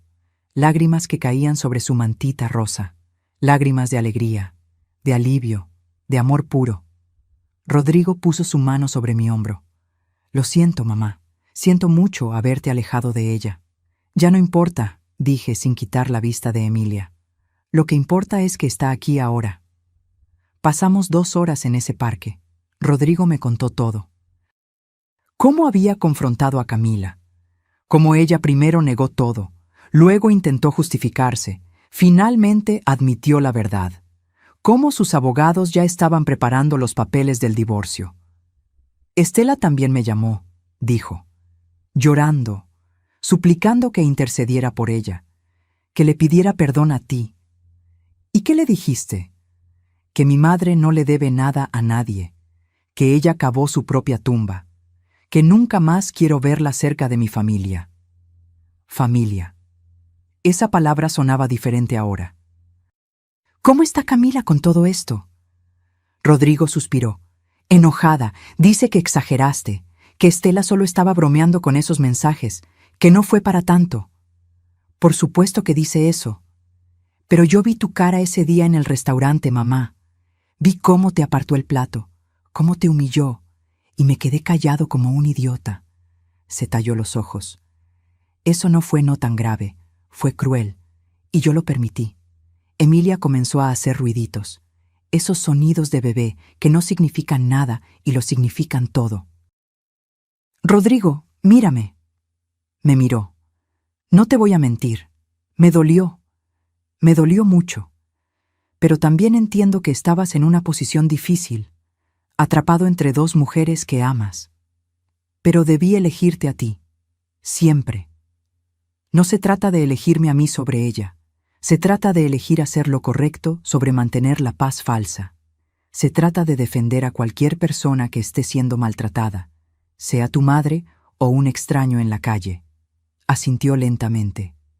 El terapeuta me dijo algo parecido. Que desarrollé un patrón de evitar conflictos a toda costa, que prefiero quedarme callado aunque vea injusticias. ¿Y qué más te dijo? Que tengo mucho trabajo que hacer, en mí mismo, en cómo me relaciono, en poner límites saludables. Hizo una pausa. También me dijo que es probable que inconscientemente eligiera a Camila porque me permitía seguir siendo ese niño que evita problemas. Alguien que tomara decisiones por mí. Eso me sorprendió. Mi hijo hablando con esa honestidad brutal. Ese nivel de autoanálisis. Me alegra que estés haciendo terapia. Debí hacerla hace años. Después de que papá murió, nunca procesé bien su muerte. Solo seguí adelante, pensando que estar bien era no hablar de ello. Emilia bostezó. Sus ojitos se cerraban. El parque, el sol, mi voz, todo la estaba arrullando. ¿Sabes qué me gustaría, mamá? ¿Qué? Empezar de nuevo, contigo, conmigo, con Emilia. Construir una relación basada en honestidad, en respeto mutuo. No en secretos ni en medias verdades. Me gustaría eso también. ¿Me contarás más sobre los restaurantes? ¿Sobre cómo construiste todo? Sí, pero no hoy. Hoy solo quiero estar con ustedes, conocer a mi nieta, respirar este aire, ser abuela. Sonrió. ¿Sabes? Nunca te había visto así, tan en paz. Miré a Emilia durmiendo en mis brazos, su respiración suave, sus manitas cerradas en puños pequeños. Porque por primera vez en años, Rodrigo, no estoy fingiendo, no estoy escondiéndome. No estoy siendo invisible para protegerme, estoy siendo yo, completamente. Y eso da paz. Nos quedamos en silencio, un silencio cómodo, de esos que solo puedes compartir con personas que realmente te conocen. Mamá, ¿me perdonas? Lo pensé, realmente lo pensé. Sí, Pero el perdón no borra las cicatrices. Tendremos que trabajar para reconstruir la confianza poco a poco. Lo entiendo y lo haré, te lo prometo. Las promesas, de nuevo las promesas. Pero esta vez quise creerle. Emilia se despertó llorando. Hambre. Traje su biberón, dijo Rodrigo, sacando una bolsa térmica. ¿Puedo dárselo yo? Claro. Le di el biberón a Emilia. Verla comer, verla mirarme con esos ojos curiosos mientras tomaba su leche, sentir su peso cálido en mis brazos. Era una felicidad tan pura que dolía. Va a crecer conociéndote, dijo Rodrigo. De verdad, no solo en visitas controladas o cenas incómodas, va a pasar fines de semana contigo, va a aprender a cocinar contigo. Va a escuchar tus historias. ¿Y si Camila se opone? No va a poder. El acuerdo de custodia incluye que Emilia pase tiempo con su familia paterna. Y tú eres su familia, mamá, la más importante. Terminamos de dar la vuelta al parque. Rodrigo me contó sobre sus planes. Quería mudarse a un departamento más pequeño, volver a lo esencial. Creo que me perdí en tratar de impresionar a Camila, en vivir un estilo de vida que ni siquiera era mío. Le conté sobre mis restaurantes, sobre cómo empezamos con una fonda en Coyoacán, cómo tu padre y yo lavábamos platos hasta las 3 de la mañana, cómo cada peso contaba. ¿Algún día me enseñarías el negocio? No para heredar, sino para aprender. Eso me sorprendió gratamente. ¿Te interesa? Me interesa conocer a mi madre, la real, la empresaria, la luchadora, no solo la mamá que cocina rico. Sonreí. Entonces sí, con gusto. Cuando nos despedimos esa tarde, me abrazó fuerte. Te amo, mamá, y voy a demostrártelo. No con palabras, con acciones. Eso es todo lo que pido, hijo. Vi cómo se alejaba con Emilia, cómo la acomodaba en su sillita del auto, cómo le daba un beso en la frente antes de cerrar la puerta. Y supe que íbamos a estar bien, no perfectos, no sin cicatrices, pero bien, 3 años después. Estoy parada en mi oficina, la real, la que nadie conocía, piso 15 de un edificio en Insurgentes Sur, ventanas de piso a techo con vista a toda la ciudad. Un escritorio de caoba que heredé de Héctor, fotos de Emilia por todas partes. Emilia ya tiene 3 años y medio, habla como cotorra, me llama Abusol, pasa los fines de semana conmigo, le encanta ayudarme a hacer tortillas, dice que de grande quiere tener restaurantes como mi abuela.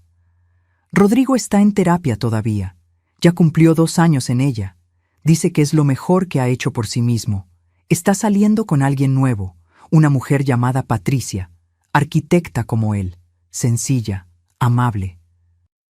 Me trajo flores la primera vez que nos conocimos y me preguntó por mi vida antes de hablar de la suya. El divorcio con Camila se finalizó hace 18 meses. Fue feo. Hubo gritos, lágrimas, intentos de manipulación, pero Rodrigo se mantuvo firme. La custodia compartida quedó 70-30 a favor de él cuando el juez vio evidencia de que Camila había intentado alienarlo de su madre. De Estela no he sabido nada directamente, pero me llegó información de que tuvo que declararse en bancarrota. Perdió su casa. Ahora vive con una hermana en Querétaro. Camila tuvo que conseguir trabajo de verdad, asistente administrativa en una empresa de eventos. Irónico. Pero yo decidí hacer algo con todo esto. Toco el interfón. Marina, ¿ya llegaron las invitadas de la una? Sí, señora Rentería, están en la sala de juntas. Voy para allá. Camino por el pasillo.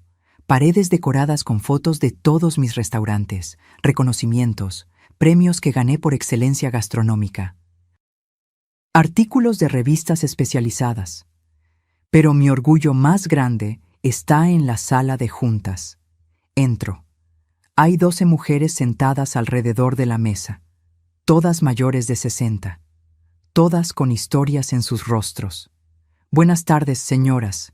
Bienvenidas a la Fundación Rentería para Mujeres de la Tercera Edad. La fundación que creé hace 2 años, con una parte de mi fortuna, 15 millones de pesos dedicados a apoyar a mujeres mayores víctimas de abuso familiar, económico o emocional. Les damos asesoría legal gratuita, apoyo psicológico, ayuda para encontrar vivienda si necesitan escapar de situaciones de maltrato, capacitación para reinsertarse al mundo laboral. Y cada mes me reúno con un grupo de nuevas beneficiarias. Les cuento mi historia, la verdadera, sin filtros. Mi nombre es Soledad Rentería. Comienzo como siempre. Y durante años me hice invisible porque creí que eso me protegería del dolor, pero el dolor llegó igual. Les cuento sobre Estela, sobre Camila, sobre el plato apartado en el restaurante. Veo cómo algunas asienten, reconociendo sus propias historias en la mía. Pero aprendí algo fundamental, continúo. La dignidad no se mendiga, se exige, y nadie, absolutamente nadie, tiene derecho a tratarnos como menos que humanas solo porque somos mayores, porque somos mujeres, porque no tenemos tanto dinero como otros. Una de las señoras levanta la mano. Se llama Esperanza, 72 años. Sus hijos intentaron meterla a un asilo para quedarse con su casa. ¿Cómo encontró el valor para defenderse?, pregunta. Tocando fondo, respondo con honestidad. A veces necesitamos caer completamente para recordar que tenemos piernas que pueden levantarnos. Necesitamos que nos aparten el plato para recordar que nosotras también tenemos derecho a sentarnos en la mesa. Otra señora, Dolores, 68 como yo, habla. Mi nuera me dice que soy una carga, que estorbo, que mi hijo estaría mejor sin mí. Me acerco a ella. Tomo su mano. Óyeme bien, Dolores. Tú no eres una carga. Eres una mujer que vivió, que luchó, que sobrevivió. Y si ellos no pueden ver tu valor, el problema no eres tú. Son sus ojos ciegos. Pasamos 2 horas en esa sala, compartiendo historias, llorando, riendo, planificando estrategias. Cuando se van, todas llevan un folder, con información legal, números de terapeutas, lista de refugios si los necesitan. Y algo más importante, la certeza de que no están solas. Marina entra después de que se van. Señora Rentería, tiene una llamada. ¿Quién? Un número que aparece como bloqueado, pero dice que es urgente. Dudo, pero contesto. Bueno, Soledad. La voz es vacilante, asustada. Soy Camila. No he hablado con ella en 3 años. ¿Qué quieres, Camila? Yo necesito hablar contigo, en persona, por favor. ¿Por qué? Silencio. Luego, porque me equivoqué, en todo, y necesito que me ayudes. Podría decir que no, colgar, borrar el número, pero recuerdo a las 12 mujeres que acaban de salir de mi oficina. Recuerdo que todas merecen segundas oportunidades si realmente han cambiado. ¿Dónde estás? En el café de abajo de tu edificio. Así que sabía dónde trabajaba. Interesante. Bajo en 10 minutos. Cuelgo. Me miro al espejo del baño de mi oficina. 68 años me devuelven la mirada. Pero ahora me gustan esas arrugas. Cada una cuenta una historia, una batalla, una victoria. Bajo. Camila está en una mesa del fondo. Se ve diferente, sin maquillaje, con ropa simple, el cabello recogido en cola de caballo, más delgada, con ojeras profundas. Me siento frente a ella. Gracias por venir, dice inmediatamente. Sé que no merezco ni 5 minutos de tu tiempo. No, no los mereces, pero los tienes. Úsalos bien. Respira profundo. He estado en terapia, mucha terapia, trabajando en todo. En por qué me comporté como lo hice, en por qué seguí a mi madre ciegamente, en por qué te traté como basura. ¿Y qué descubriste? Que estaba aterrada de no ser suficiente, de que Rodrigo se diera cuenta de que yo no venía del mundo que pretendía. Mi madre me enseñó desde niña que lo más importante es parecer exitosa, aunque no lo seas, que la gente solo te respeta si creen que tienes dinero. Toma un sorbo de su café. Le tiemblan las manos. Cuando te vi con tu ropa sencilla, tu departamento modesto, tu vida simple, vi todo lo que mi madre me enseñó a despreciar, y atacarte a ti era más fácil que enfrentar mis propias inseguridades. Eso no justifica nada. Lo sé, no justifico, solo explico. Las lágrimas comienzan a caer. Perdí todo, Soledad. A Rodrigo, mi matrimonio, la relación con mi hija. Mi madre está arruinada y me culpa a mí. Y lo peor es que tenías razón en todo. No digo nada, solo espero. No vine a pedirte perdón, porque sé que no lo merezco. Vine a decirte gracias. Eso me sorprende. ¿Gracias? Por no destruirme completamente cuando pudiste. Por prohibirme de tus restaurantes solo 6 meses en lugar de para siempre como a mi madre. Por darme la oportunidad de ver quién era realmente antes de que fuera demasiado tarde. Se limpia las lágrimas con una servilleta de papel. Estoy trabajando, de verdad, ganando mi propio dinero, aprendiendo a vivir sin fachadas, y quiero que Emilia crezca conociendo a su abuela paterna, la verdadera, porque tú le puedes enseñar cosas que yo nunca podré, valores que yo no tenía. Nos quedamos en silencio. ¿Sabes qué es lo más gracioso? Dice finalmente. Que tú viviendo en ese departamento modesto eras 100 veces más rica que mi madre con toda su presunción, porque tenías algo real, algo que construiste, mientras nosotras solo teníamos humo. Termino mi café. Camila, aprecio que vinieras, que estés trabajando en ti misma, pero necesito que entiendas algo. ¿Qué? Mi relación con Emilia no depende de ti. No necesito tu permiso para ser su abuela. Rodrigo ya se aseguró de eso legalmente. Asiente. Lo sé, y me parece bien. Ella necesita gente buena en su vida. Y tú eres buena. Aunque yo no pude verlo entonces. Me levanto para irme. Soledad. Me detengo. No te estoy pidiendo que seamos familia, ni siquiera amigas.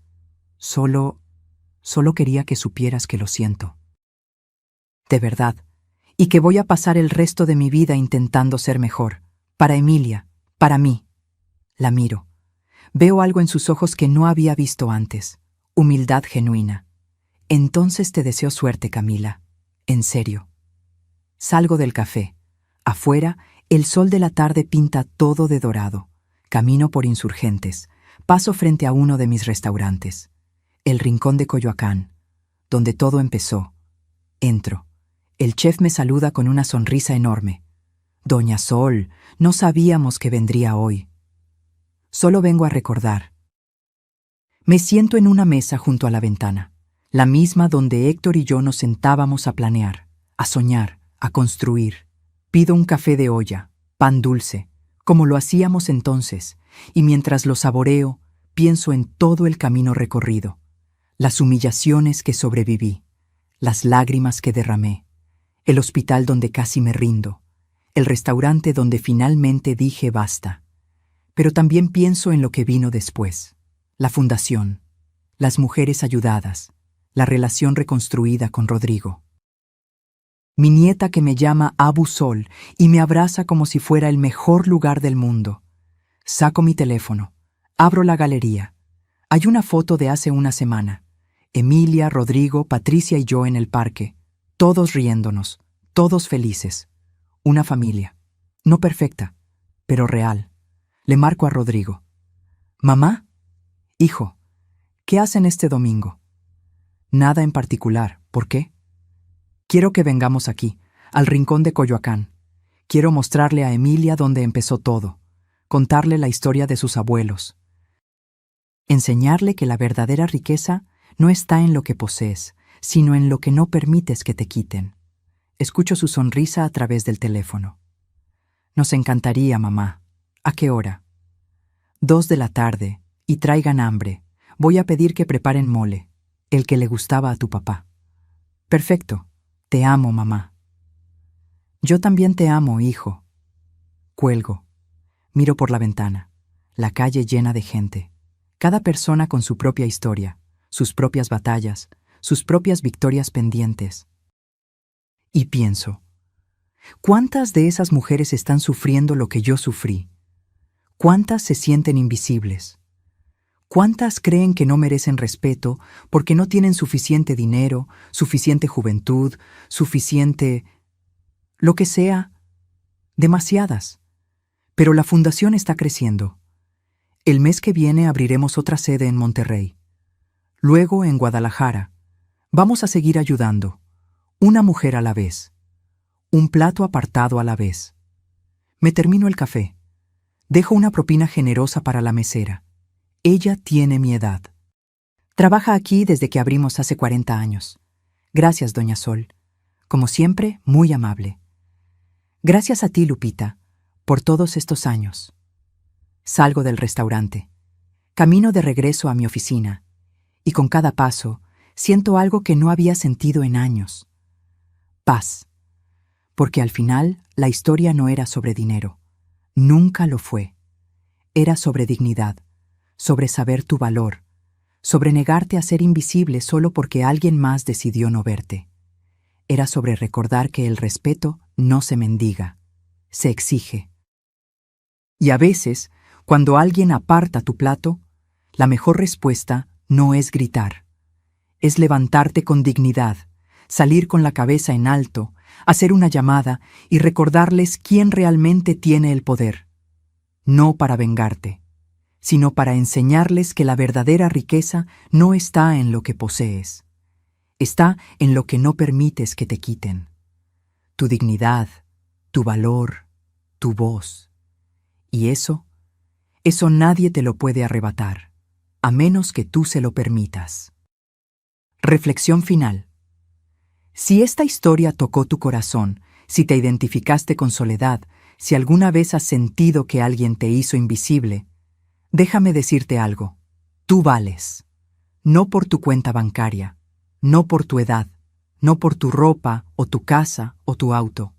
Vales porque eres humano, porque tienes historia, porque sobreviviste, y nadie, absolutamente nadie, tiene derecho a hacerte sentir menos. Cuéntame, ¿alguna vez has tenido que defender tu dignidad frente a alguien que te subestimó? ¿Qué hiciste? Déjamelo en los comentarios. Me encantaría conocer tu historia. Y si esta confesión te hizo reflexionar, dale like, comparte y suscríbete para seguir conociendo historias de vida que nos recuerdan lo que realmente importa. Escribe de dónde nos ves. Así sabré que esta historia llegó hasta ti, hasta tu ciudad, hasta tu corazón. Porque al final, todos merecemos sentarnos en la mesa. No como invitados tolerados, sino como las personas valiosas que somos. Nunca lo olvides. Fin.